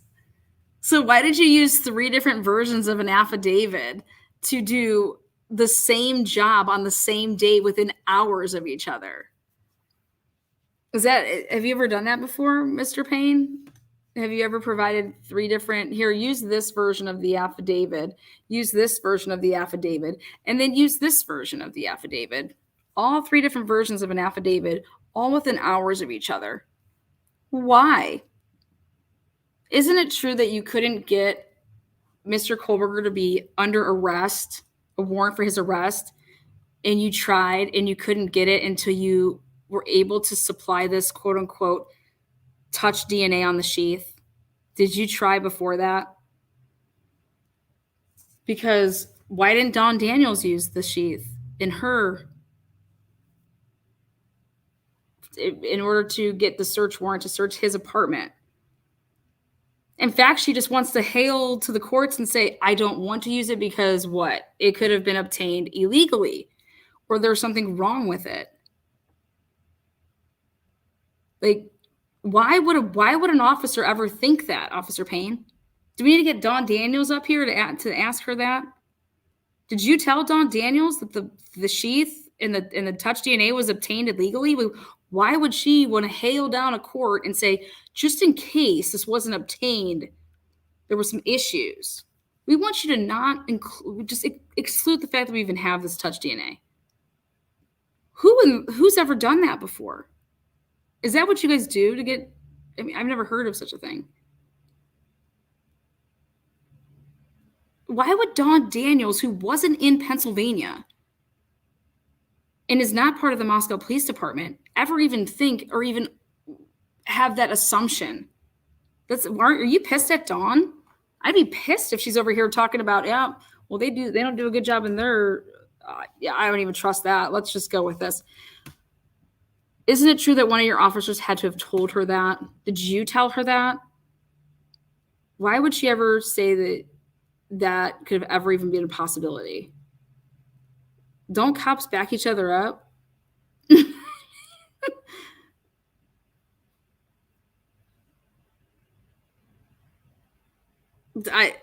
Dawn Daniels seems to be the only one with brain right now. And I remember her from back about 20 years ago when she took her company credit card that she was given from the police department, and she was just making purchases left and right. You know that, Dawn Daniels? Do you remember that? Let's see. Dawn Daniels. Where is it? Oh, yeah, here it is. Dawn Daniels, do you remember working with a guy by the name of Brian Jacobson? Let's take a look here. Do you remember this guy, Brian Jacobson? Do you remember what he sued the living shit out of the state of Washington for? Or I'm sorry, Washington State University for?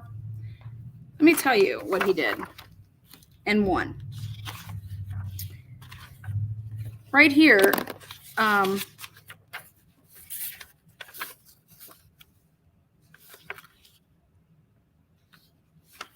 you guys were all issued WSU purchasing Chase cards, weren't you? Like credit cards from Chase Morgan Bank right here. Yep. Travel cards have both the employee's name and WSU. Yep. We definitely had those back in the day. Okay, great. So how come, let's see, Brian Jacobson, he charged $28,957.27. the 1 year. You see that? There you go. The following are some examples of the personal charges listed WSU travel transactions. Look at that. Look at that. Hooters of Pasadena. But you know what the sad thing is here is that Brian was the only one to get fired out of all y'all.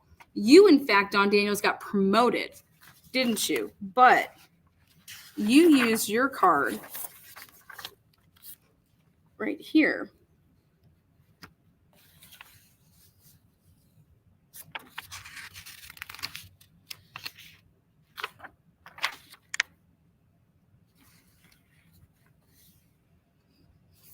Right here.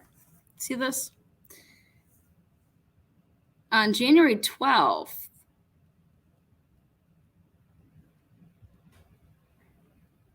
he was the only one, because he was African American.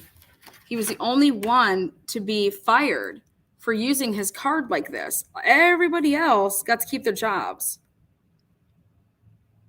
And this police officer actually kept his mouth shut, and he said he wasn't going to rat on any of you guys. He said, he also told the chief that other employees in their corporate travel cards they were using for personal use. But when asked who, he didn't want to disclose any of the names. Talk about somebody having your back, huh, Miss Daniels? Because you used your card, didn't you?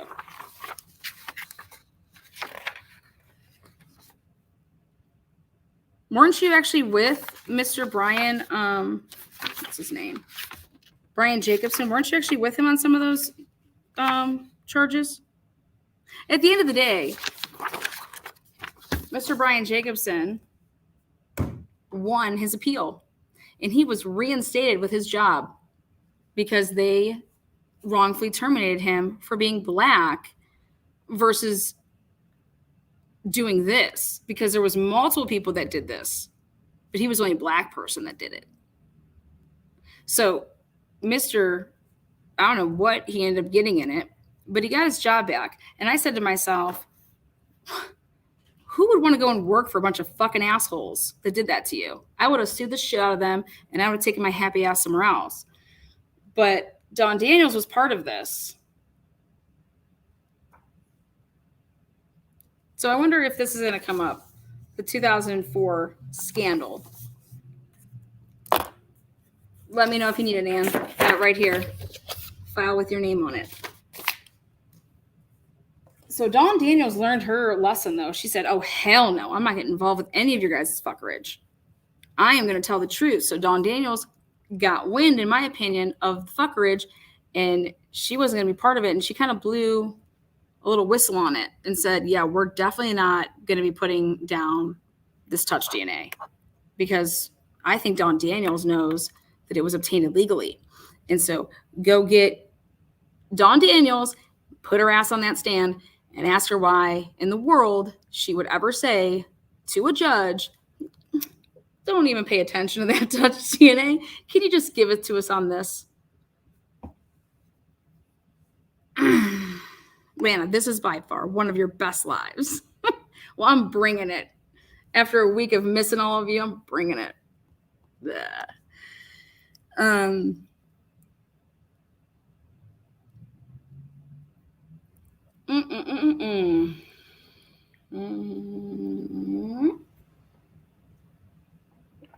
Let's see here.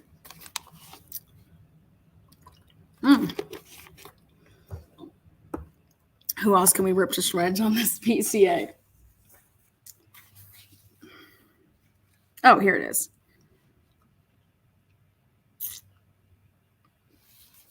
Can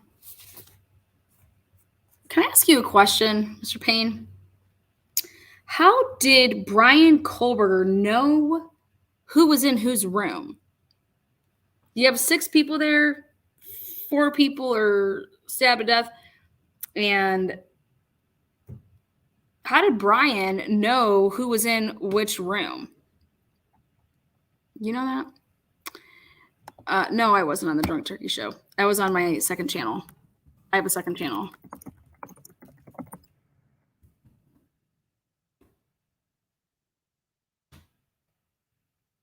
I have a second channel. That's where I was last night on my second channel. Don't worry, I'll link it in here.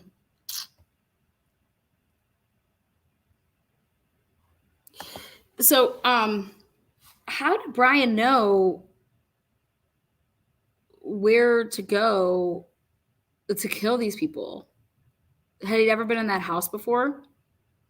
Is there any evidence that he was in that house before? You said that he didn't have his phone turned on, right? So it wasn't like he could like go back to his phone for referencing of where, you know, these blueprints might be. So how did he know where these targets were? And how did he pass by Dylan's room so many times and not attempt to go in there?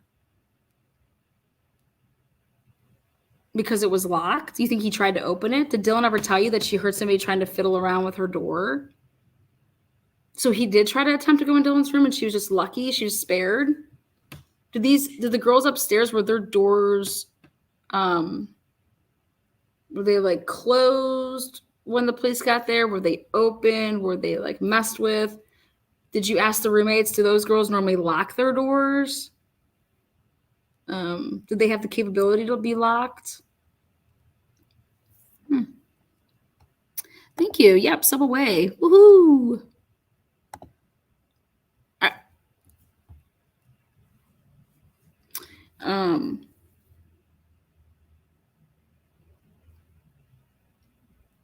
What the clothing?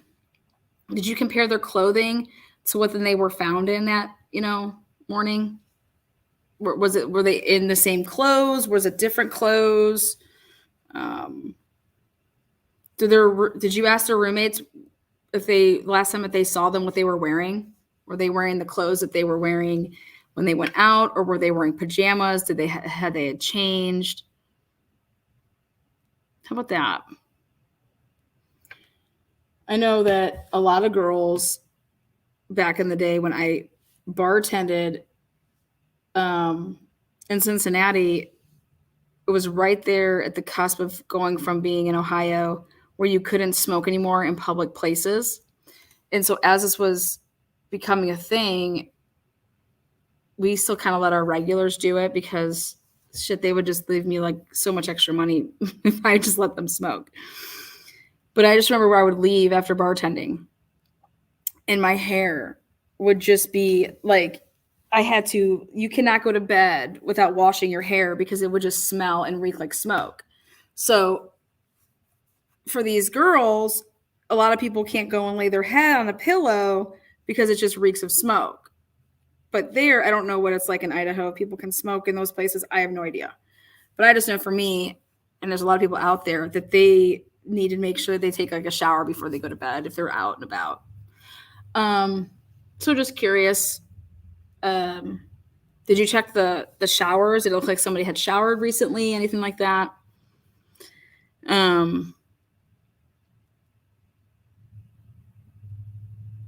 Was their hair damp?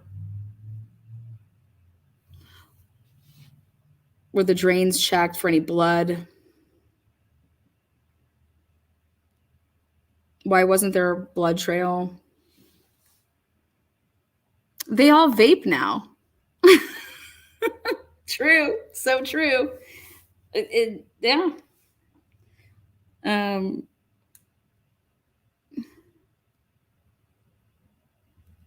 You think it's interesting that there is no mention of what they were wearing in the PCA? I don't know how I feel about that.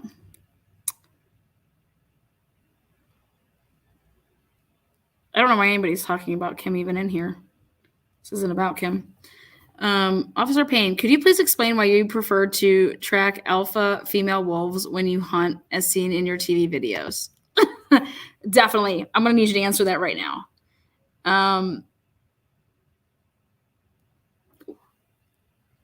When did you first get a phone call that there was 4 There's 4 people stabbed to death. When did you first get that phone call? And you arrived at 4 p.m. So is there a reason that you waited, I don't know, 4 hours?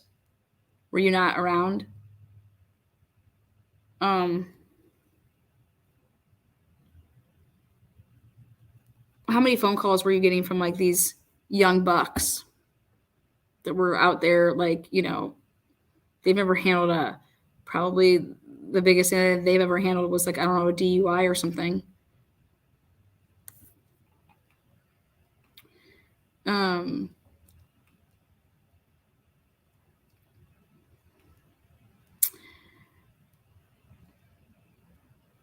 So if I was to show you body cam footage of your own body cam, would you be able to point out at what point you saw that sheath?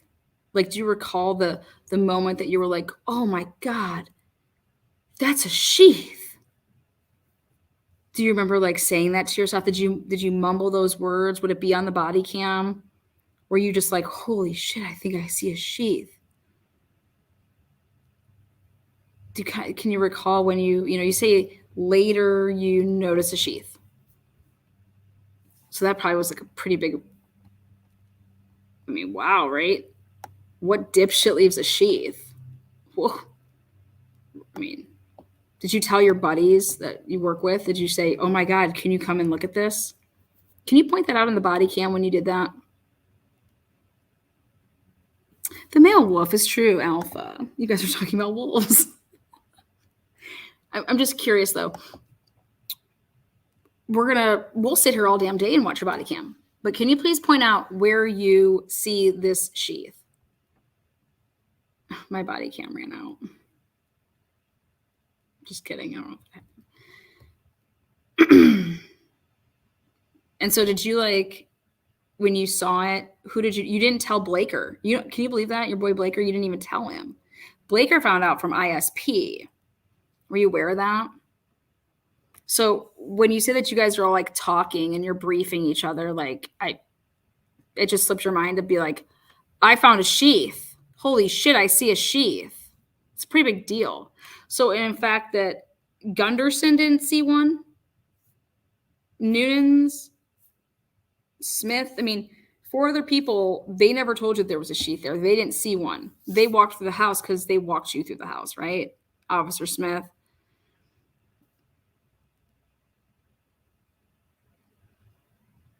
Now, would it surprise you if we took Officer Smith's video, his body cam video, and we put it in there?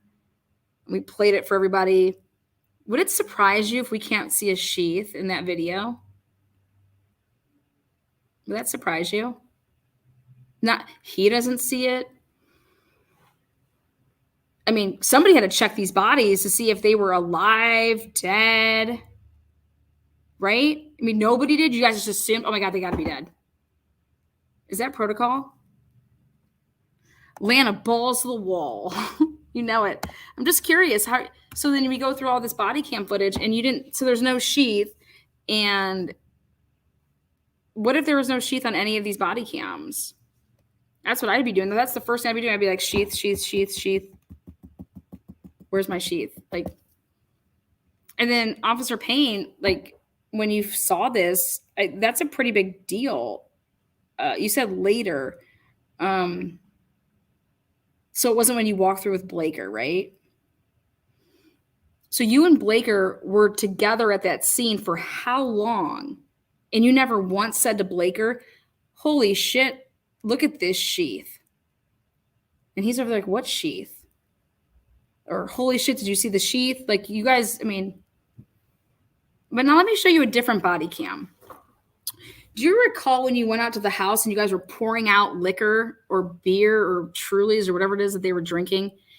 And you guys seem to be talking back and forth a decent amount, telling each other what you saw. Oh yeah, I saw those girls drop the bag and then they ran behind the house. You guys recall, do you recall that when you go on scene, you talk to each other, you converse? So I find it hard to believe that you see a sheath and you don't say, holy sheath, to Blaker. I find that hard to believe. mean, that's huge evidence. Somebody leaving a sheath at a crime scene. Because when you said you saw the first body, which was Ethan, you couldn't tell their like the wounds. So is it because he was laying over a certain way in his wounds? I mean, we got people thinking that people got shot up in this motherfucker. So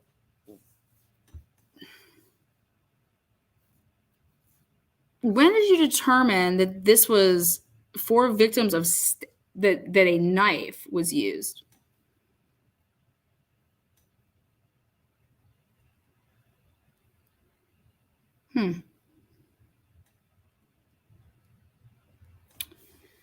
I'll be damned. Not one officer says that they saw this sheath except for you and Blaker's term, which is that he was told by ISP, but he was never told by you. That's just really interesting. I can't say that I'd ever want you to be my partner, leaving me in the dark like that. I'd want to know about some holy sheath. And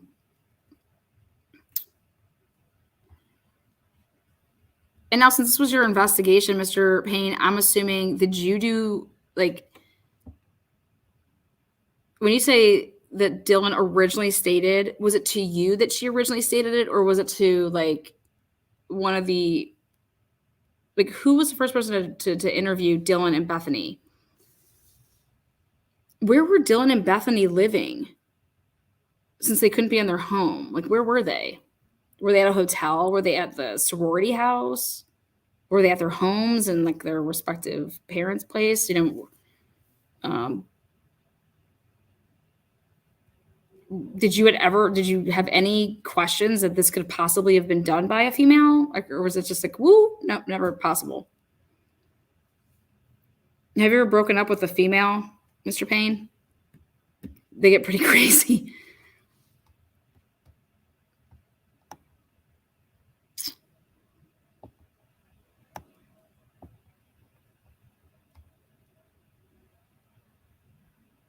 Never once. So let's go back to, I think, another big point, Mr. Payne, is that you had some brass balls.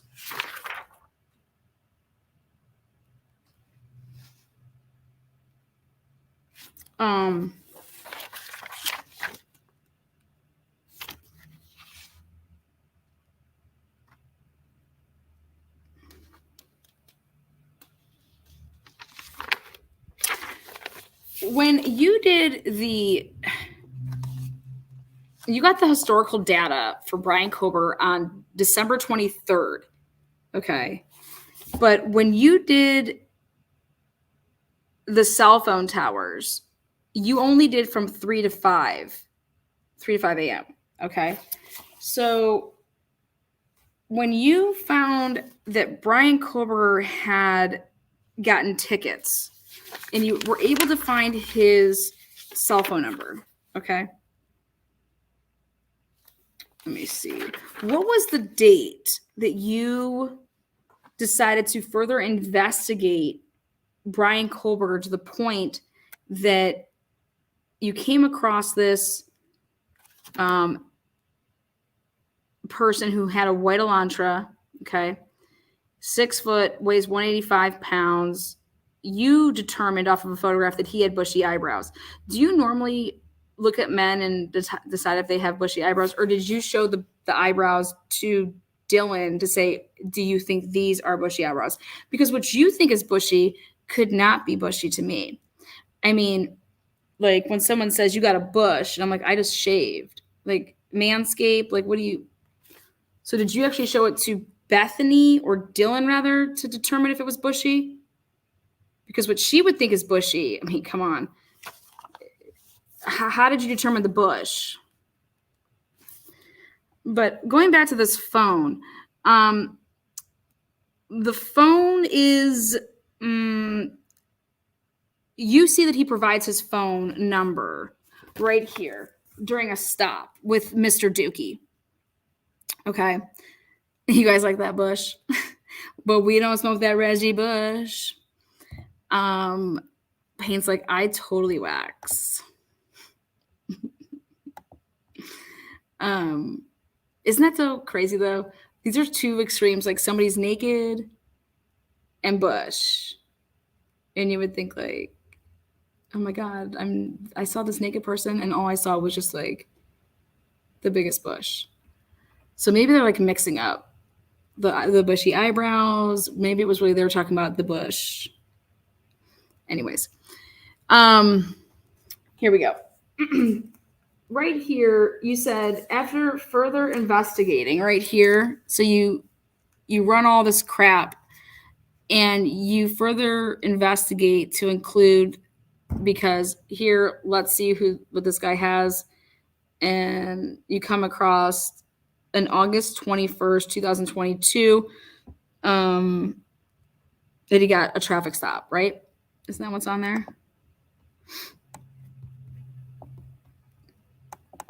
Right there? Yeah. Okay, perfect. So when was that? When you say further investigation? Because you guys were going through a shit ton of those FBI tips and your guys' tips. So did these officers, when they came across your shizness, when they came across this right here on the 29th, how did they submit? Did they call you up? Did they have your cell phone number? So this was all submitted to you personally, because it was like internal, because this didn't go out to the public yet. Okay, so we just want to understand that. Okay, so then they came across it. Now, how many other Elantras did they come across that they personally? I mean, you can't sit here and tell me that only one person on WSU's campus has a white Elantra. And when you asked them, when you put out your little bolo for them, I noticed that you put in your PCA that you didn't ask for a year. You said just to be on the lookout, okay, for white Elantra, white Hyundai Elantra in the area.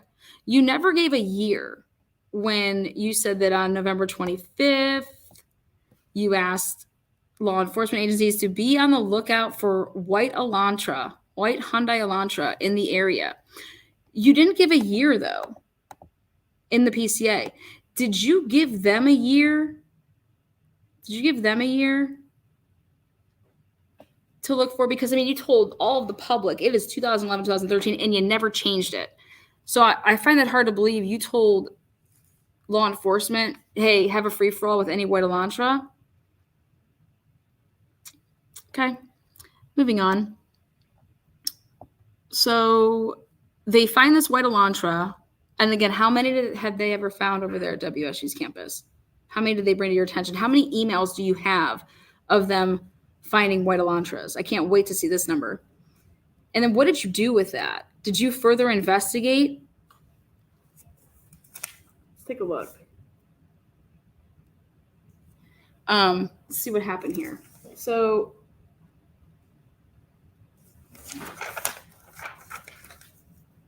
boom. Did you do this with everybody? So in your reports, we should see that.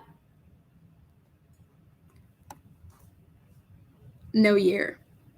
Okay, well, so he gets pulled over August 21st. Do you realize that was the same day, August 21st? Do you guys have a body cam? Is that the same day that I pulled up a body cam? Yeah, it is. So there's a big old party over there. There was a party that was going on at the 1122 King Roadhouse. I have this body cam footage.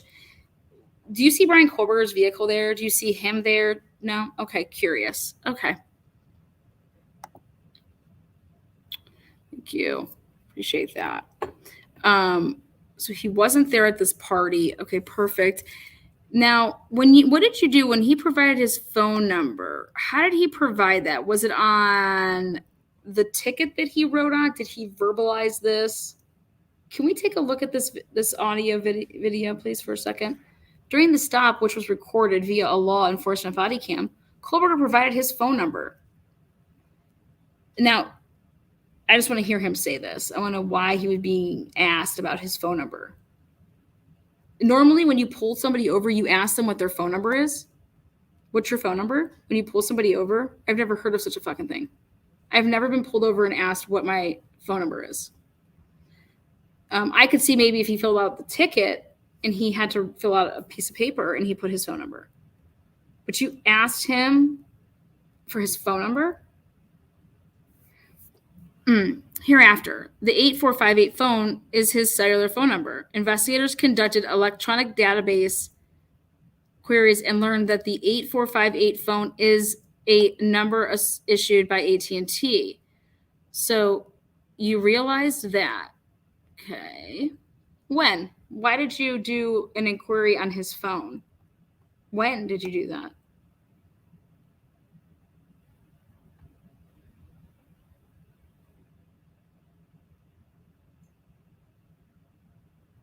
Okay. So,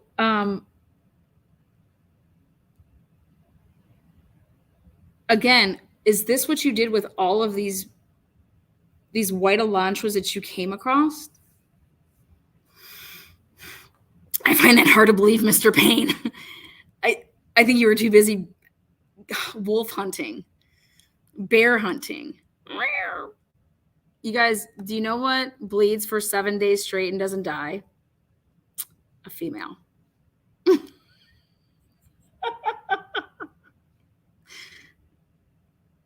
Never trust something that can bleed for 7 straight days and not die. That's what they say.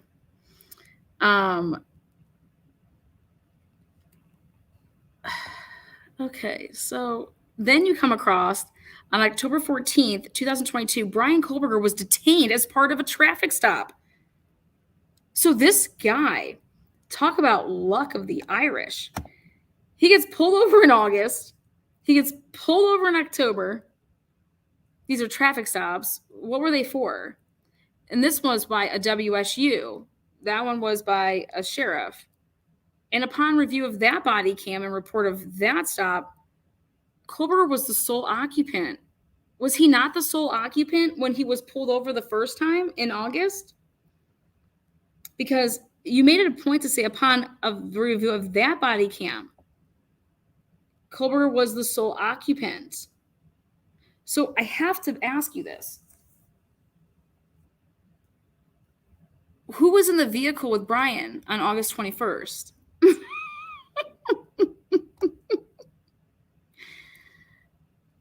Who was in the vehicle? Who was in the vehicle with Brian? Because why in the world are you making that a reference here and not here? It's just odd. Moving on. And then you said investigators conducted electronic database. Okay. And that was an AT&T number. Okay. So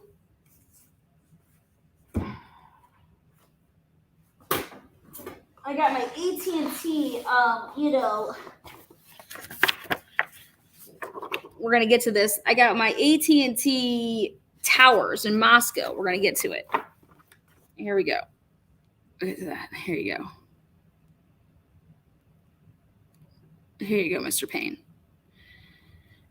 You guys got to be loving this shit. Okay. This is AT&T. Cell tower locations, cell service. Here we go. All of these except band 5 serve the LTE spectrum. Band 5 serves 3G, so you got to cross out 5G because it excludes those in that.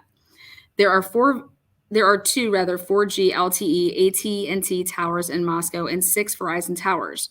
One AT&T tower is on / near the water tower on Residence Street, and one is at the, here we go, move that up, Paradise Creek, covering bands 2, 4, 12, 14, 30, and 60. I told you guys, we've been busy. Okay. Now, we're going to come back to this. All right.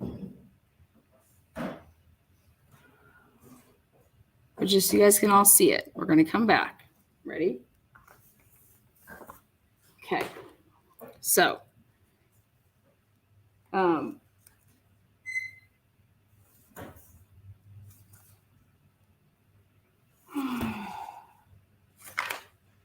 you kind of just stop there and you just kind of say that you don't really do anything. You have his phone number. So I want to pull up these search warrants. Okay. And the search warrant I want to show you is the chronological order that we only know about. I mean, there could be tons more, but this is the only thing I know about. And this is the chronological order of when law enforcement asked for the search warrants, okay? So, of everything that we have. And I want you to tell me, Officer Payne, the search warrant that you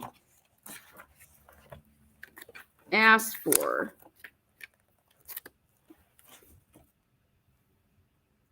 let's see.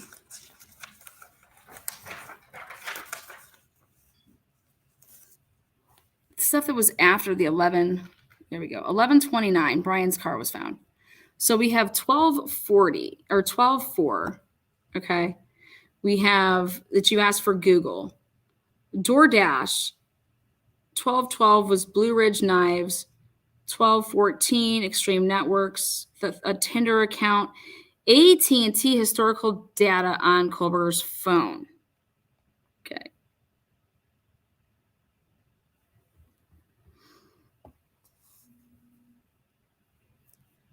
So when did you put this PCA together? If you had to wait until you got the historical data, which was on December 23rd, because that's when it actually came back, you put in a search warrant for it. Brian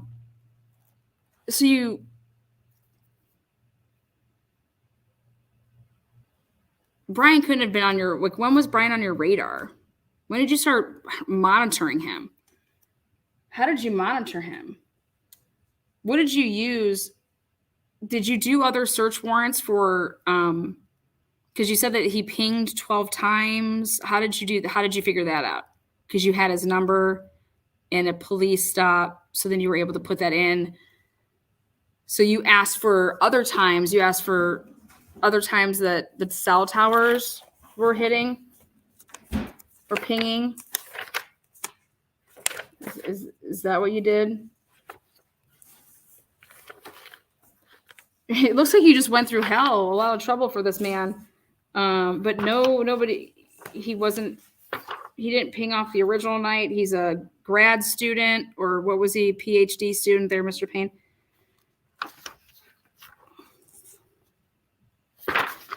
Let's see. I think it's here somewhere. Where is it that you lost your dick, Payne, and you went ham on the search warrant that you did? Wasn't it Officer, what was his name? You weren't even really doing the search warrants, were you? That Lawrence Maroney was, or something? Okay, but you took it upon yourself to go after this one, which was the historical data.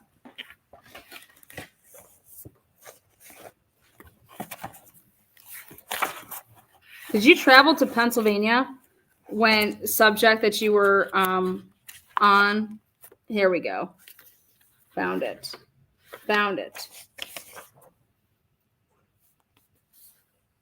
Okay. That looks about right? There it is. That's the one you did. You did this one.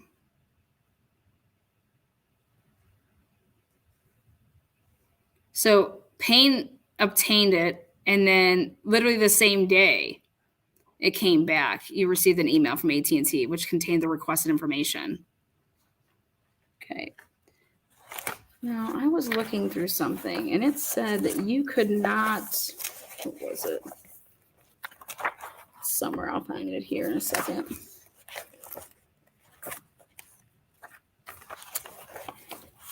So many papers.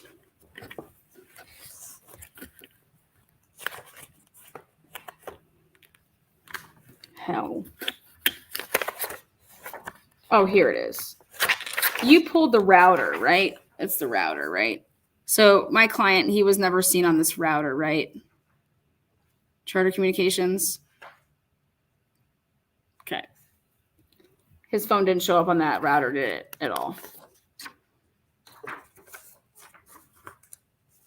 Okay. Yeah, you just kept on with this boy, right?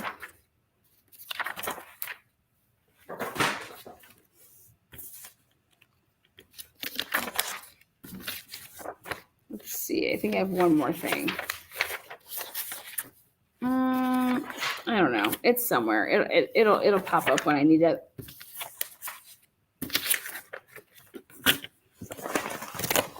I'm still just over here, just enamored on how. Did you do this for everybody that you came across that had a white Elantra?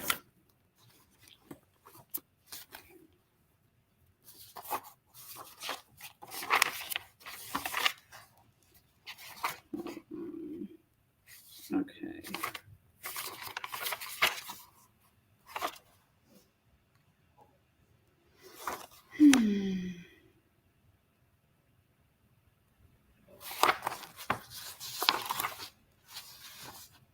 Got it.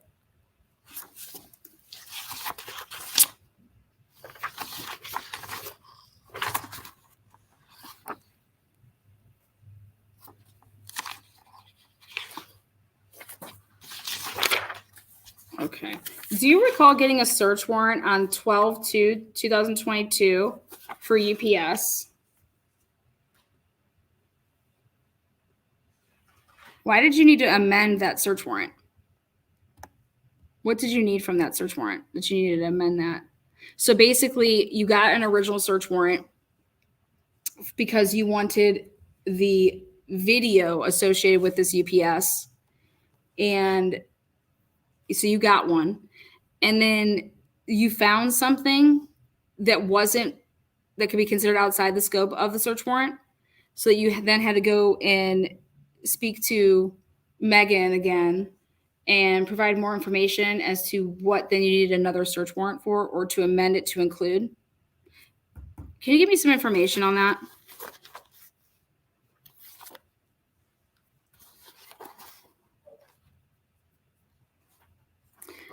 That was just days after you found Brian Kohlberger's car, wasn't it?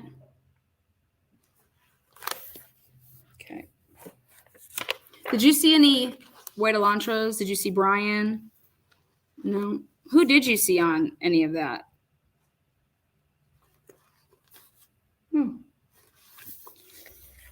So out of all of your search warrants, which ones came back as information pertaining and linking Brian Kohlberger to anybody?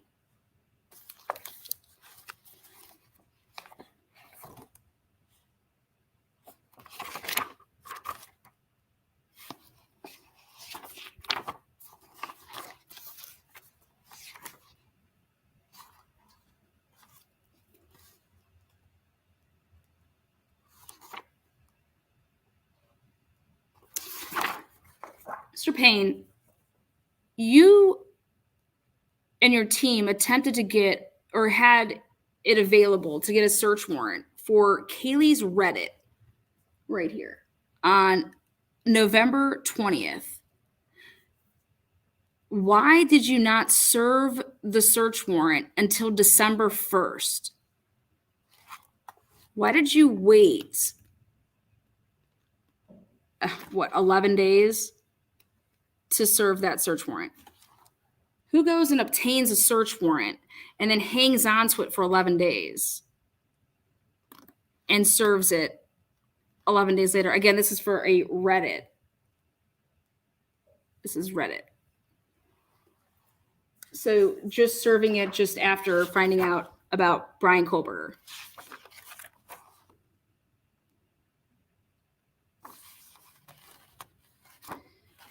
And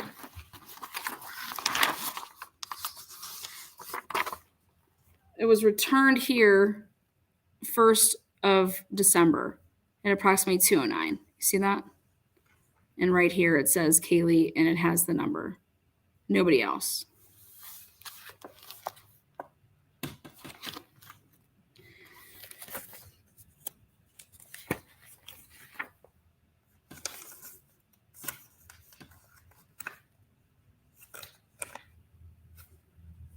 Let's go to this one.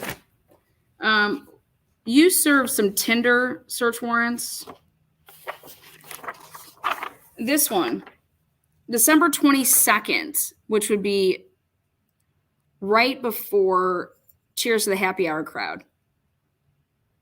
Right before you found out that you were going to ask for historical data for Brian Koberger. What came back on this December 22nd search warrant? Nothing. You know why, Officer Payne? Because it didn't get back and returned until January 26th. Right? So that couldn't have led you to my client. You know what's crazier?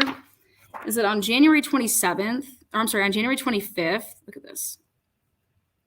You decided to ask for another search warrant for a different Tinder account, right? January 25th. And this only takes one day to come back because it comes back on the same day.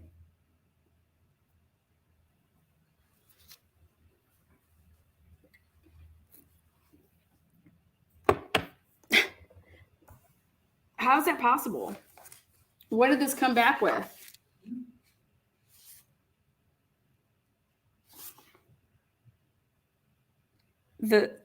On December 22nd, 2022, I obtained a search warrant for Tinder.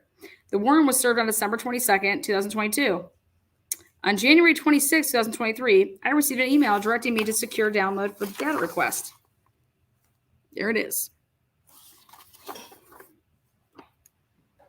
On January 25th, 2023, I obtained a search warrant for Tinder. The warrant was served on January 26, 2023.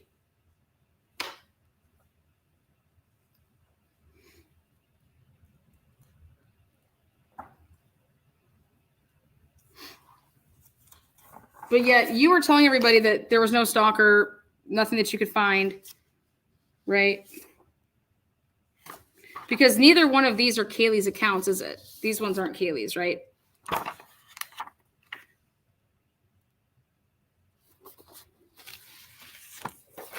Just curious.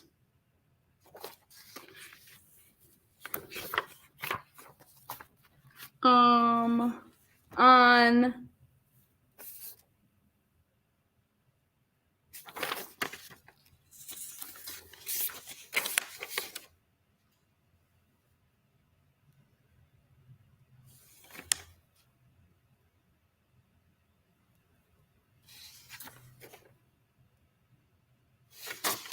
in fact, these are the 4 Tinder accounts that we see.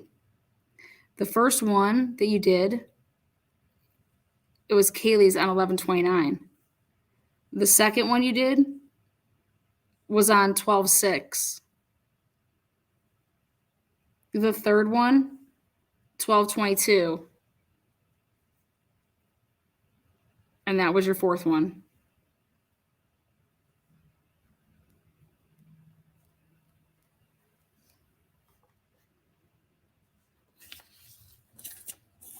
Whose 4 accounts were those?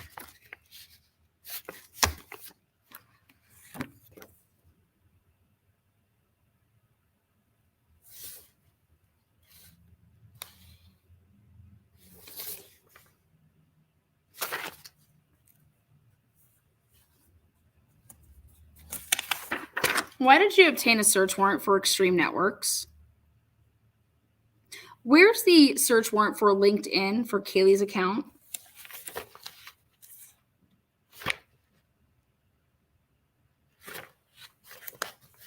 What came back? What led you to ask for, and what came back from the search warrant that you served on the bank? Right here. Have you turned over this yet? That security video that you asked for? One of your first search warrants there?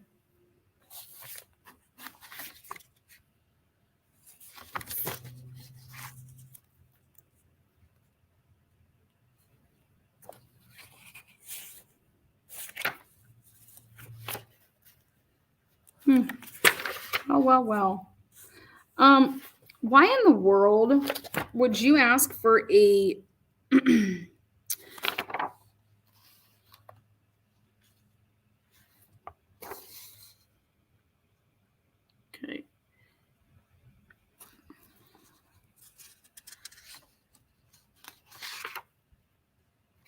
Why in the world would you ask for, let me show you this, March 1st through 2021 through March 31st through 2021? Why would you want information pertaining to an account that was over a year old for just a certain month?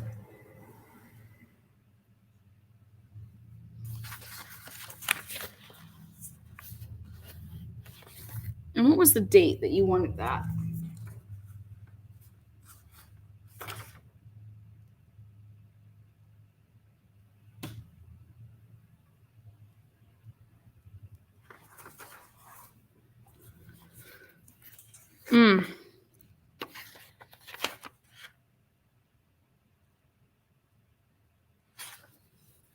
Okay. Did you do another request? Again, this was the first towers request that you did. You obtained a search warrant for the towers. The warrant was served on November 17th.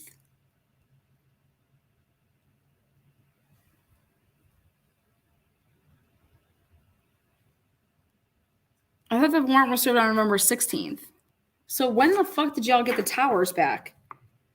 You obtained the search warrant on the 16th. The warrant was served on November 17th. And then on November 17th, I received an email. Okay. So you went into you went in November 16th when you did your guys' first presser. You didn't have a damn clue of anything, right? Because you had no search warrants back. So you just went off of, for your first press conference, you just went, when you told the public everything, that was straight off of what, interviews, neighborhood canvases.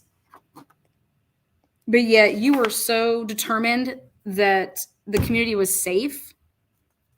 The fuck? I wouldn't have slept in that town.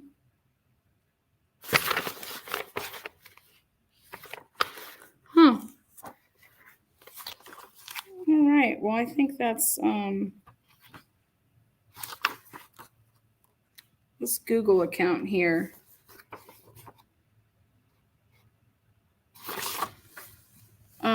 You subpoenaed Google for Kaylee from August 1st until November 19th. Is there a reason that you went till November 19th? So August 1st, 2022 to November 19th. Is there a reason that why did you go to November 19th?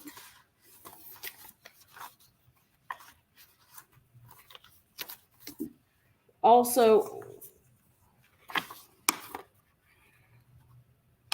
it was for email address, right? Okay, the Google.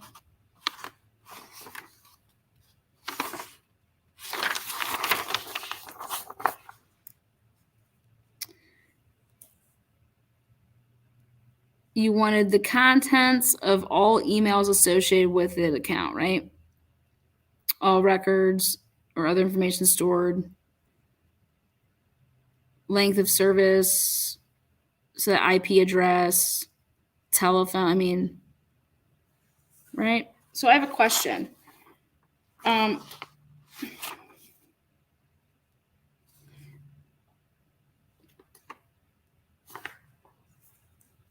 Does that have a recovery email address with it? Right here on the front page when it says addresses and it says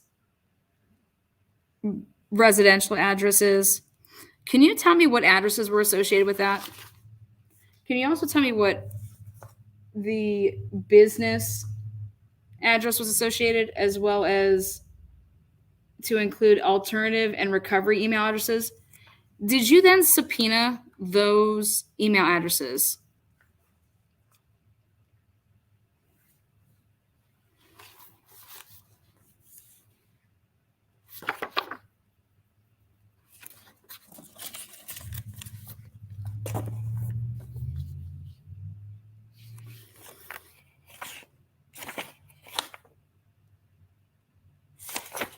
And my last question is, you still haven't found the knife, right?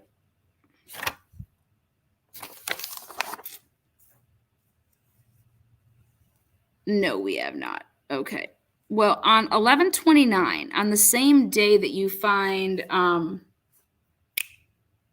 my client's vehicle, as well as you move for other vehicles. You obtained an amended search warrant for K-Bar. Why did you need to have an amended search warrant for the K-Bar?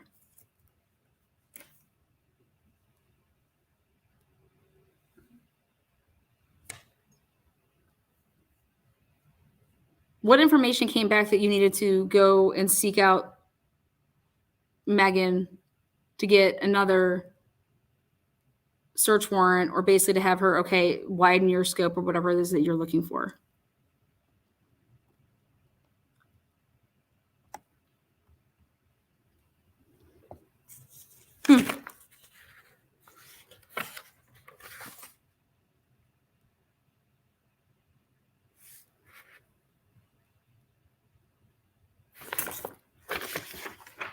Where did you find this? You asked for a search warrant on whatever the damn date was. You obtained one on 1/9 for the data extraction from Brian Kohlberger's phone that was located on a USB external HD. Where did you locate this external HD? Where did you find this HD? Where was that located? Where did you find this external HD?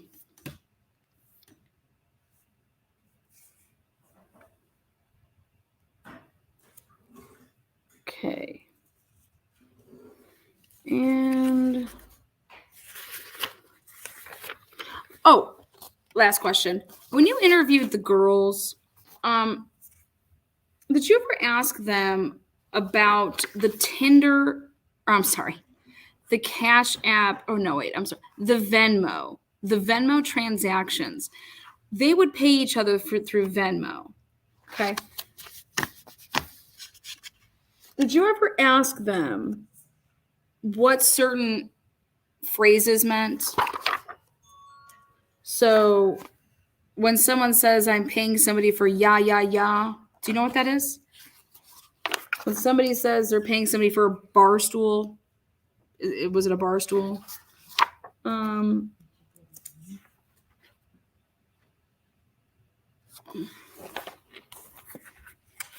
Did you go through that and did you ask them what it meant when they would all the transactions? Okay. And I was wondering if you'd help me out with this. Every financial search warrant right here, for example, the Idaho Central Credit one, it's the victims plus 5 redacted accounts. Is that accurate? And then the Discover card, victims plus 5 redacted, or is that redacted lines where you separate? How many whose accounts did you do?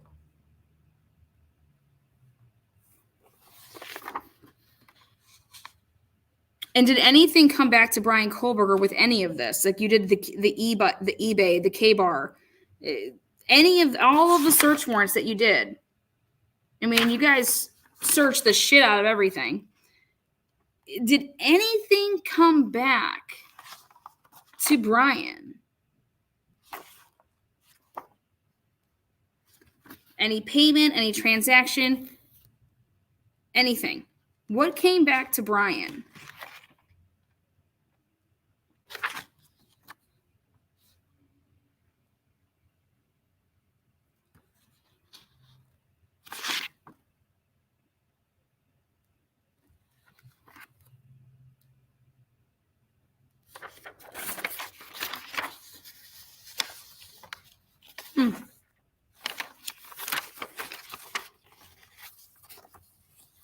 Were you kind of shocked, Officer Payne, when you got picked to be the lead investigator? Just curious. Were you kind of shocked when the family called you up and said that somebody was accessing one of the deceased's LinkedIn's where it was like mind blowing? What? Were you just like, oh God? Now you guys, the police, could you find out who accessed that? Who got on there? How it's deleted? You guys are the police and you guys have no idea. Did you guys, what'd you do? A search warrant? Hey, LinkedIn, we need to know everything about this account. How did this get deleted? Was that a concern of yours? Did you think is that normal? Was Brian and them friends of each other? Like any of the accounts? I mean, explain to me how this is, we can take it so it's not circumstantial. How do we basically say that this isn't circumstantial? Where's this physical evidence? Officer Payne, could you tell us how Eric Growler personally prior to this crime occurring? Wait, what? Officer Payne, is it customary when you cannot locate a residential owner or renter of a home, is it normal for you to let a party continue on by just talking to somebody on the phone? Is that normal? Do you normally have to they're just partying in somebody's house? Do you want to see this clip? Here you go.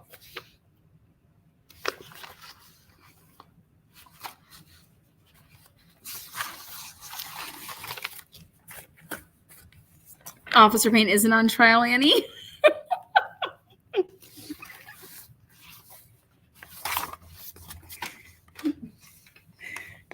Officer Payne, are you familiar with Brent Kapaka?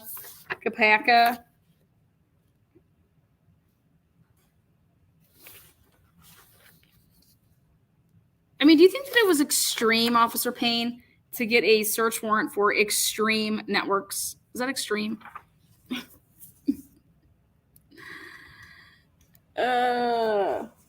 How soon did you interview John Jack Showalter? Really quick that he was off the list. Did he offer up some DNA? Did he offer up DNA? Okay. And we're going to just close out with a couple last questions of the PCA here for a big final.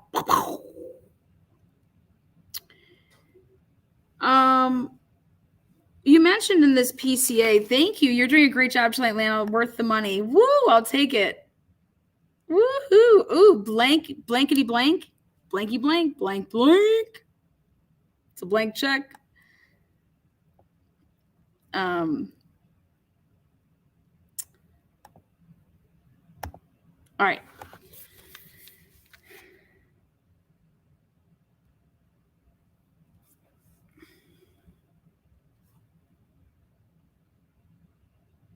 You said as part of the investigation, law enforcement obtained search warrants to determine cellular devices that utilize cellular towers in close proximity to the King Road residence.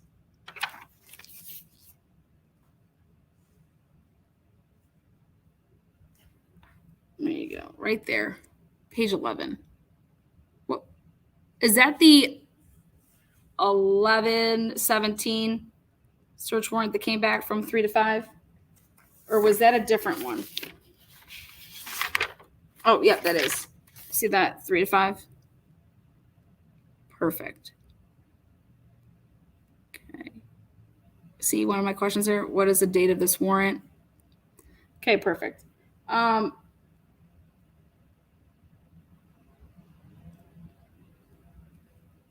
Okay. So is it safe to say that right here, where you say, after determining that Colbert was associated with both the 2015 white Elantra and the 8458 phone, investigators reviewed these search warrant returns. So you go back to your search warrants. And it says that these returns did not show the 8458 phone utilizing cellular towers. So,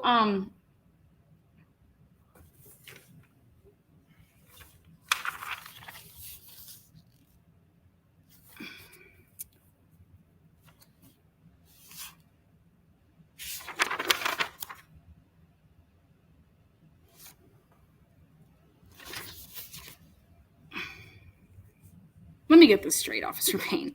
Just correct me if I'm wrong.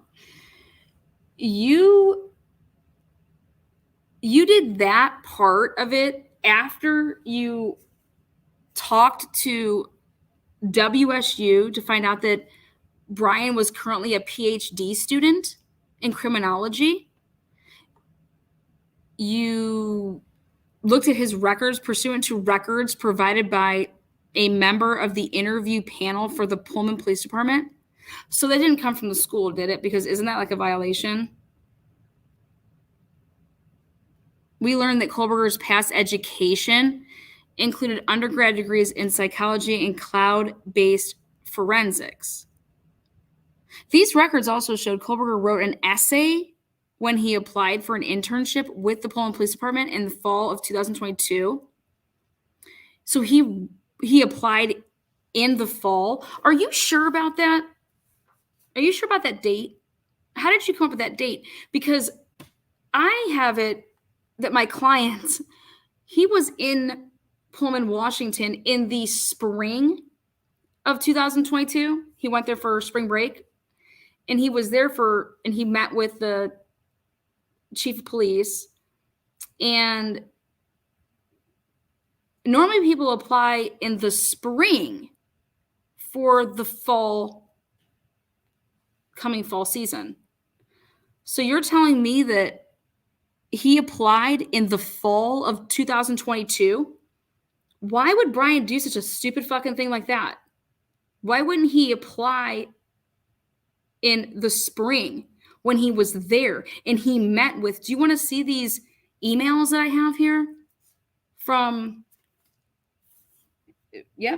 March of 2022. He was in Washington applying, meeting with the chief of police.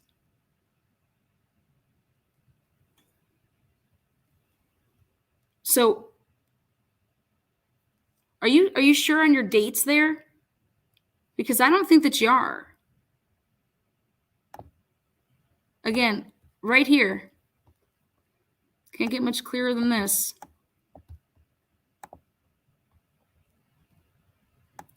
The fall.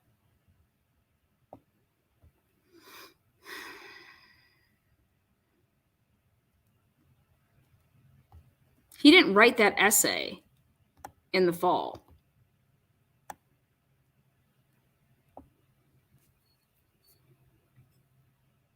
So you're telling me he didn't apply in the spring when you're supposed to for that fall position when he would be an incoming,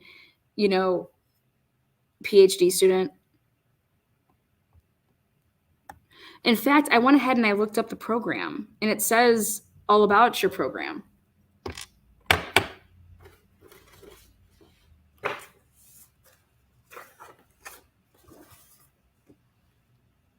Dear applicant,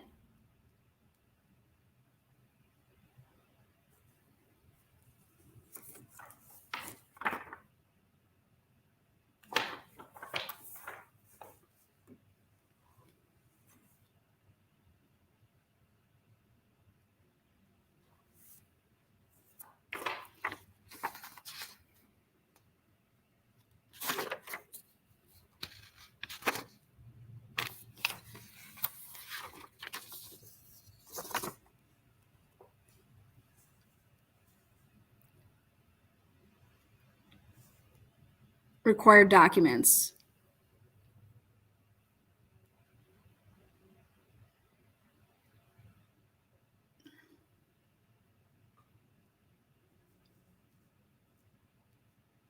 At your oral board interview, you will need to bring your actual birth certificate or passport, your driver's license, and social security card. These documents are for verification purposes only and will not be retained by our department.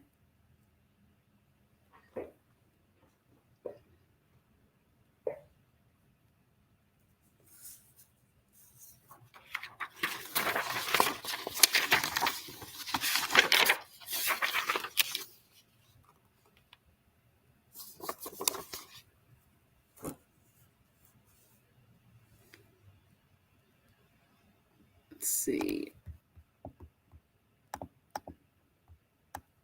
in compliance with federal and state equal employment opportunity guidelines, blah, blah, blah, all that.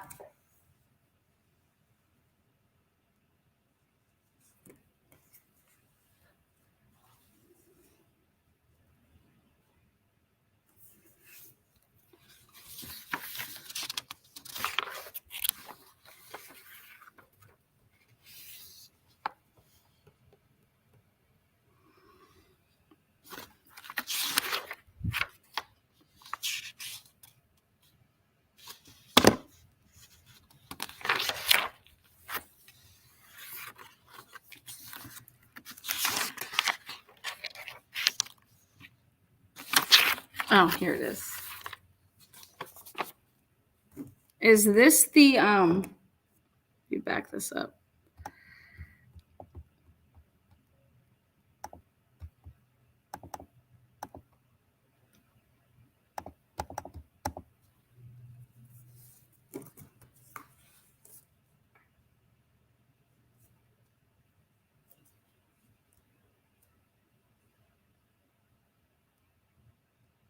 Are these the same questions that you guys asked for the internship? Isn't it true that you took down the questions in the actual application after Brian Kohlberger was arrested? That you took this down off the website and it's not on the website anymore?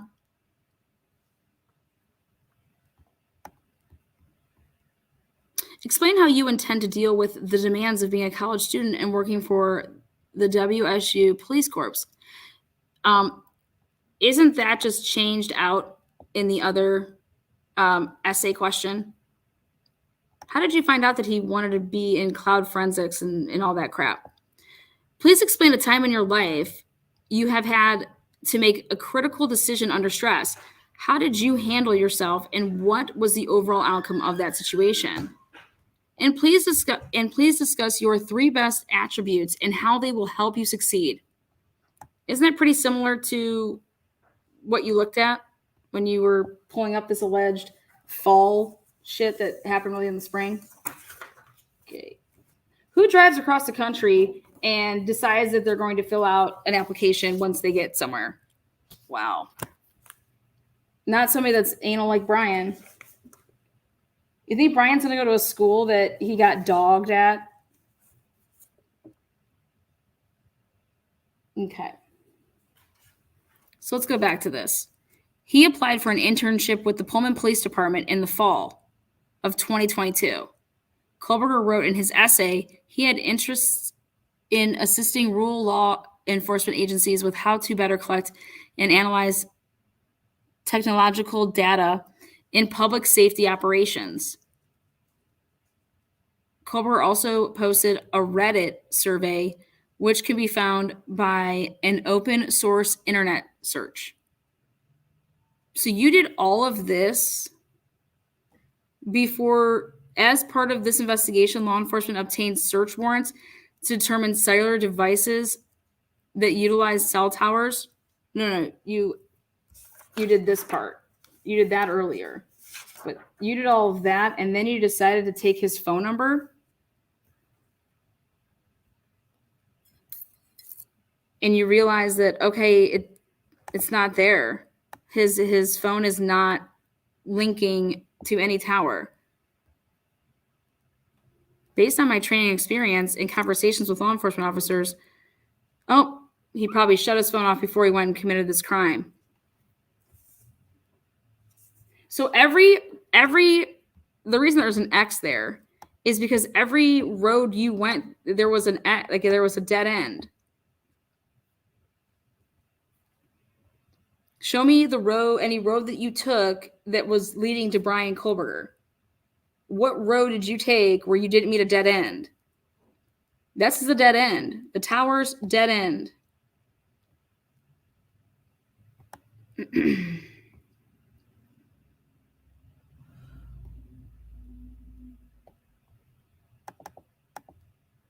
But hey, closing it out with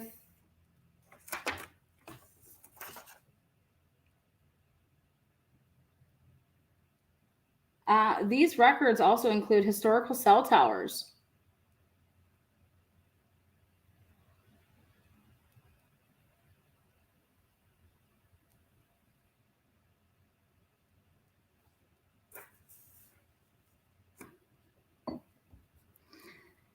From information provided by CAST, I was able to determine estimated locations. Why would they be estimated? So they weren't GPS. It says for the time period authorized by the court.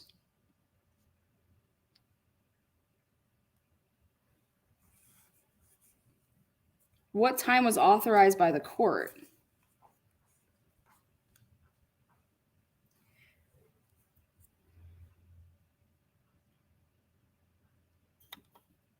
Without info on what the 25th hearing is. Yeah. It's the gag order. Yeah, I already got it. Fighting it. I already got it.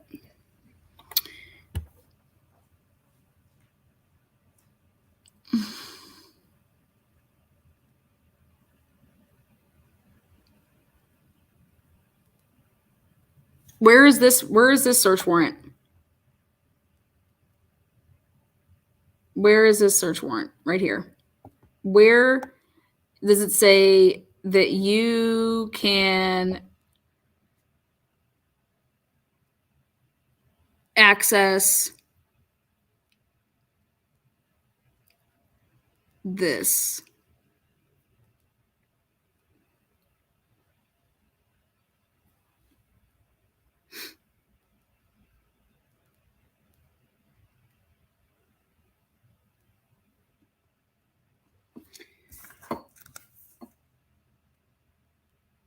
So what I see here is that at approximately 2:42 a.m., his phone, when you say was utilizing cellular resources that provide coverage to this home, right? That's where his home is. Where else does it provide coverage to?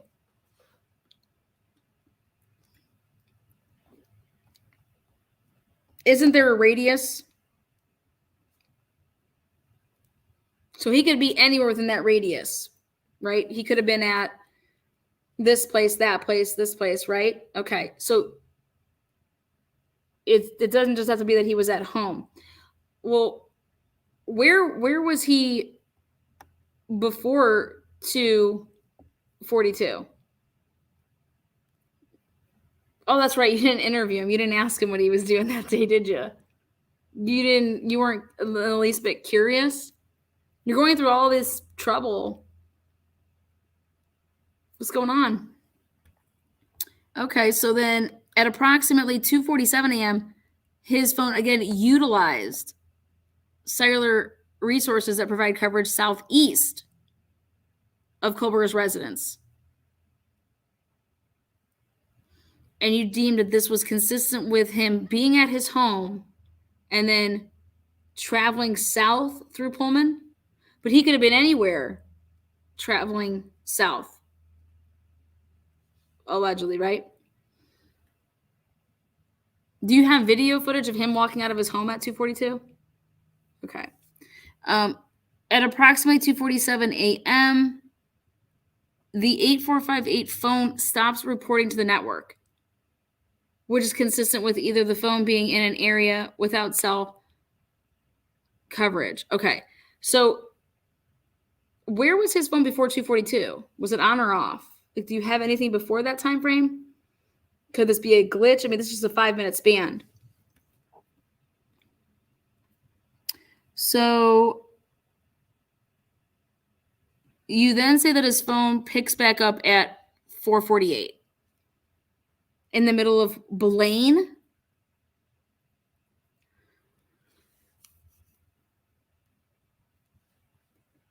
Well, when you saw this, were you like, what the hell?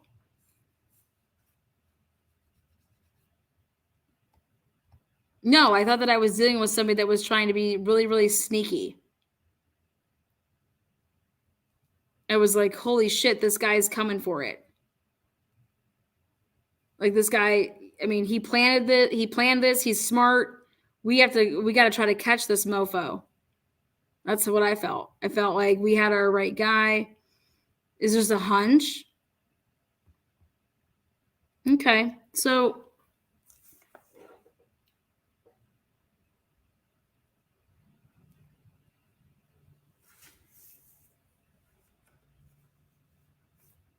So did you believe he was out in Blaine at 4:48? How far is that from WSU? So could he,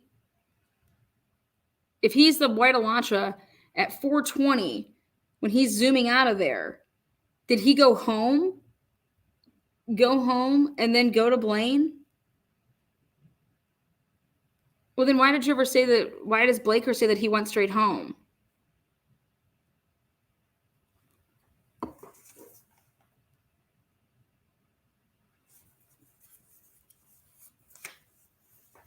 How does he get to Blaine? Where about in Blaine? Just anywhere in Blaine? I mean, it's off another cell tower, so it could be anywhere within a radius. And then he's moving and he hits another cell tower. Did you ever ask him where he was?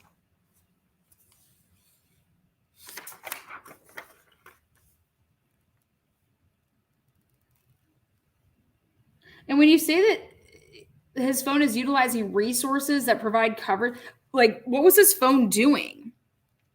Was his phone, was he calling somebody? Was he, I mean, what was he utilizing? Do you know? Like Google Maps? I mean, was he lost? I mean, he's from PA. You think he just, does he normally drive in circles? I mean, I don't know. What the hell's going on around here? Okay.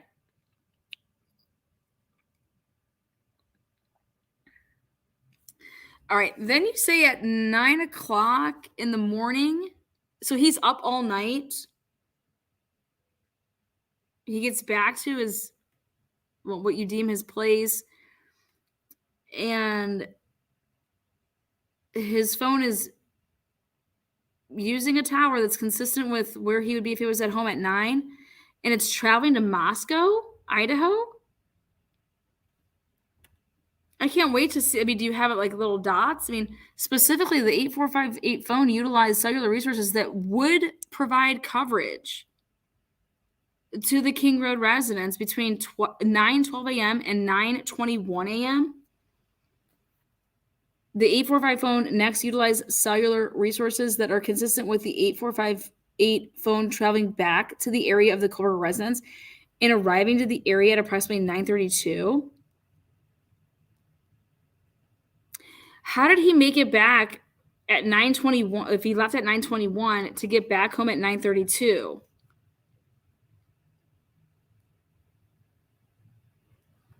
It's pretty quick.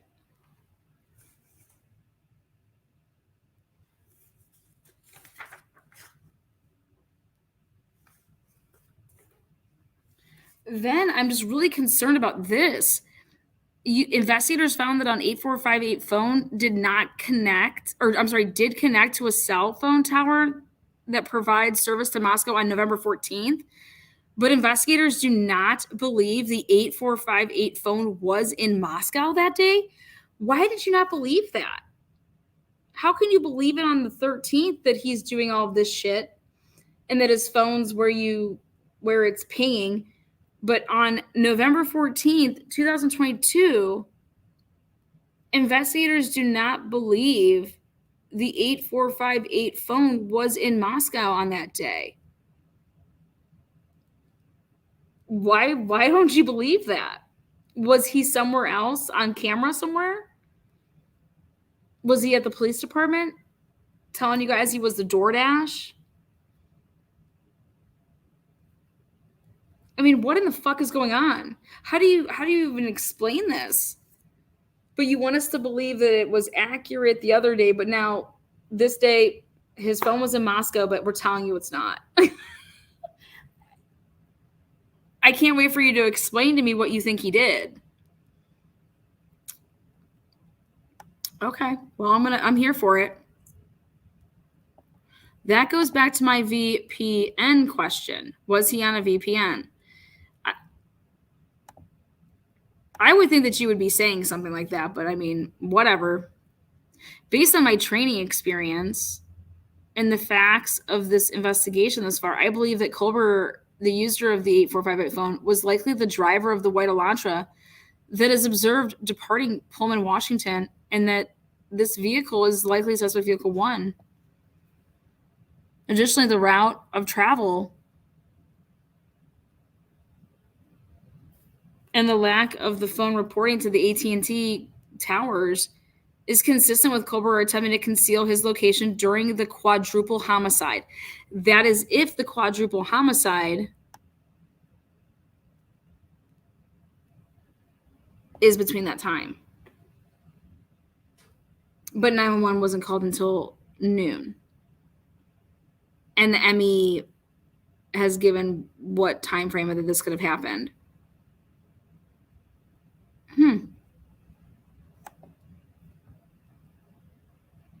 I don't know. Oh.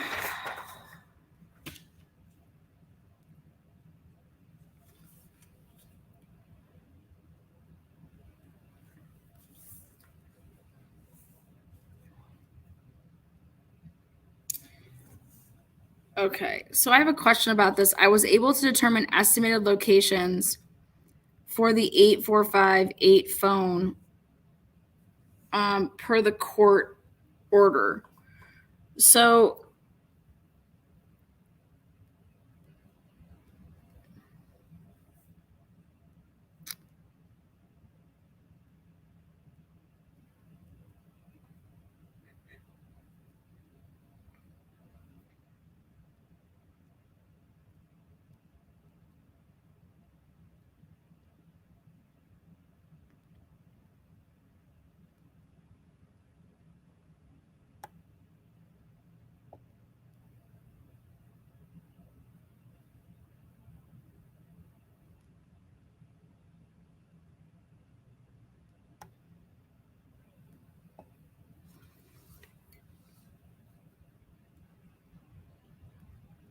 he was technically pulled over outside of the coverage area because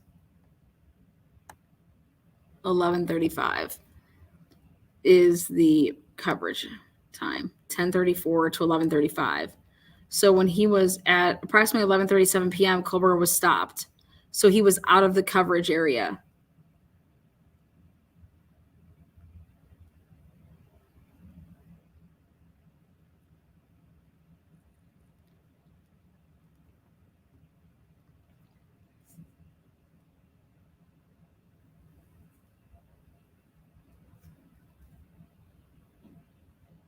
And you guys just never decided to talk to him.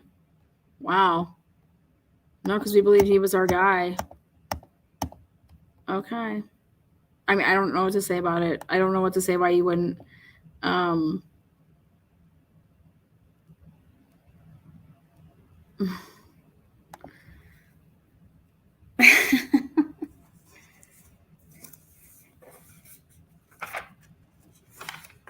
Was it your call or was it Fry's call? Who decided that they were going to put a stock image out on the internet? I'm just curious. That's all I have for today. What do you guys got? Payne drives Elantra. Crazy. Just wild.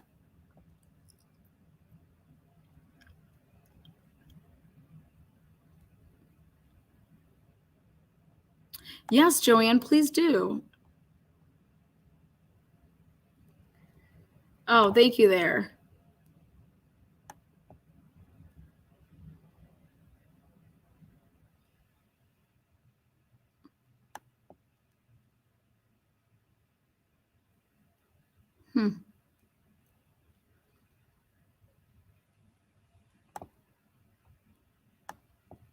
There you go.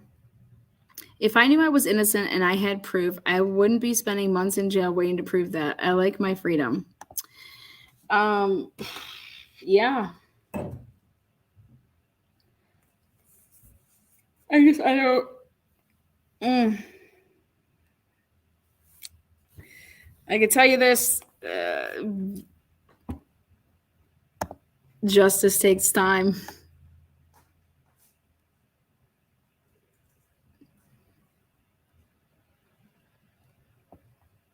course this is going to be of course this is going to go on.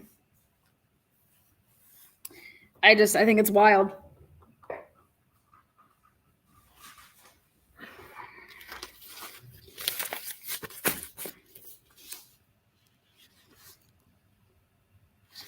I just can't wait to see the still image in the video. Hey, can you go and take a look at this car again? I think you're wrong. You've been doing this for years. But can you go ahead and take a look at that car again? I swear I think it's a 2015. Can you take a look at that?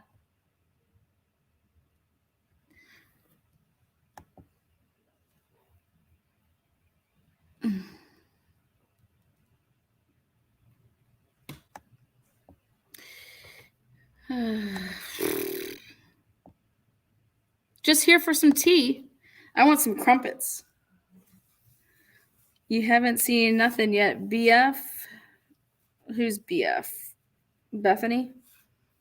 I don't know. I don't know how people are out there saying that there's not reasonable doubt that this guy's so guilty. I'm like, wow, God, hopefully that you're not on my jury. You know, I like to say it's just safe to say that, yeah, we need a lot more. I'm not saying he's innocent. I'm not saying he's guilty. I'm saying we need a lot more. And if they bring the lot more part of it, then, and it adds up, it adds up. But I don't think it helps when you got the investigator from the defense signing an affidavit and writing what he did. I think that's just wow. Thank you for your hard work. Thank you for your hard listening skills. I wonder if we'll see the knife sheath in any of the forensic photos before the bodies were. Yeah, that they should be in the body cam. If they're in the judge might say we need a lot more. She doesn't want this trial to go ahead and do this to the families. This is too brutal. You know, yeah. That can definitely happen. These folders. And just like I said, it's this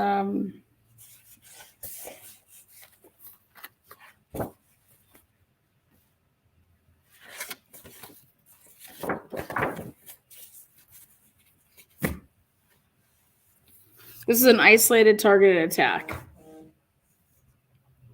I'm going with that. This is an isolated targeted attack, period. Show me.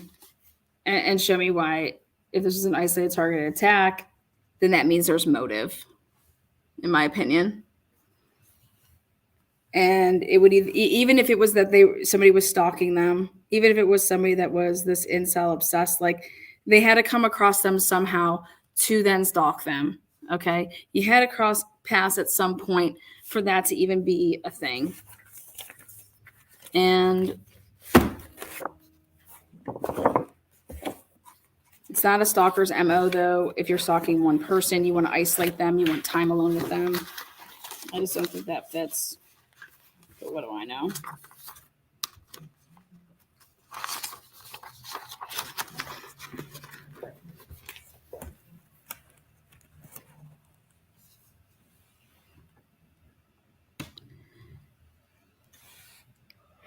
I don't know. Info on Brett, no death certificate. He was over. Yeah, I know.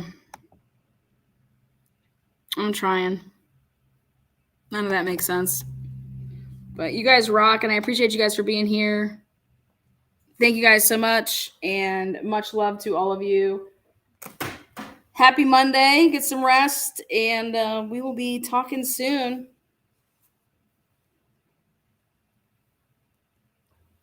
Thanks again, mods, members, all the new members, all the old members, all the subscribers. Thank you guys for all the super chats. That means the world. Thank you, thank you, thank you. And I will talk to you guys soon.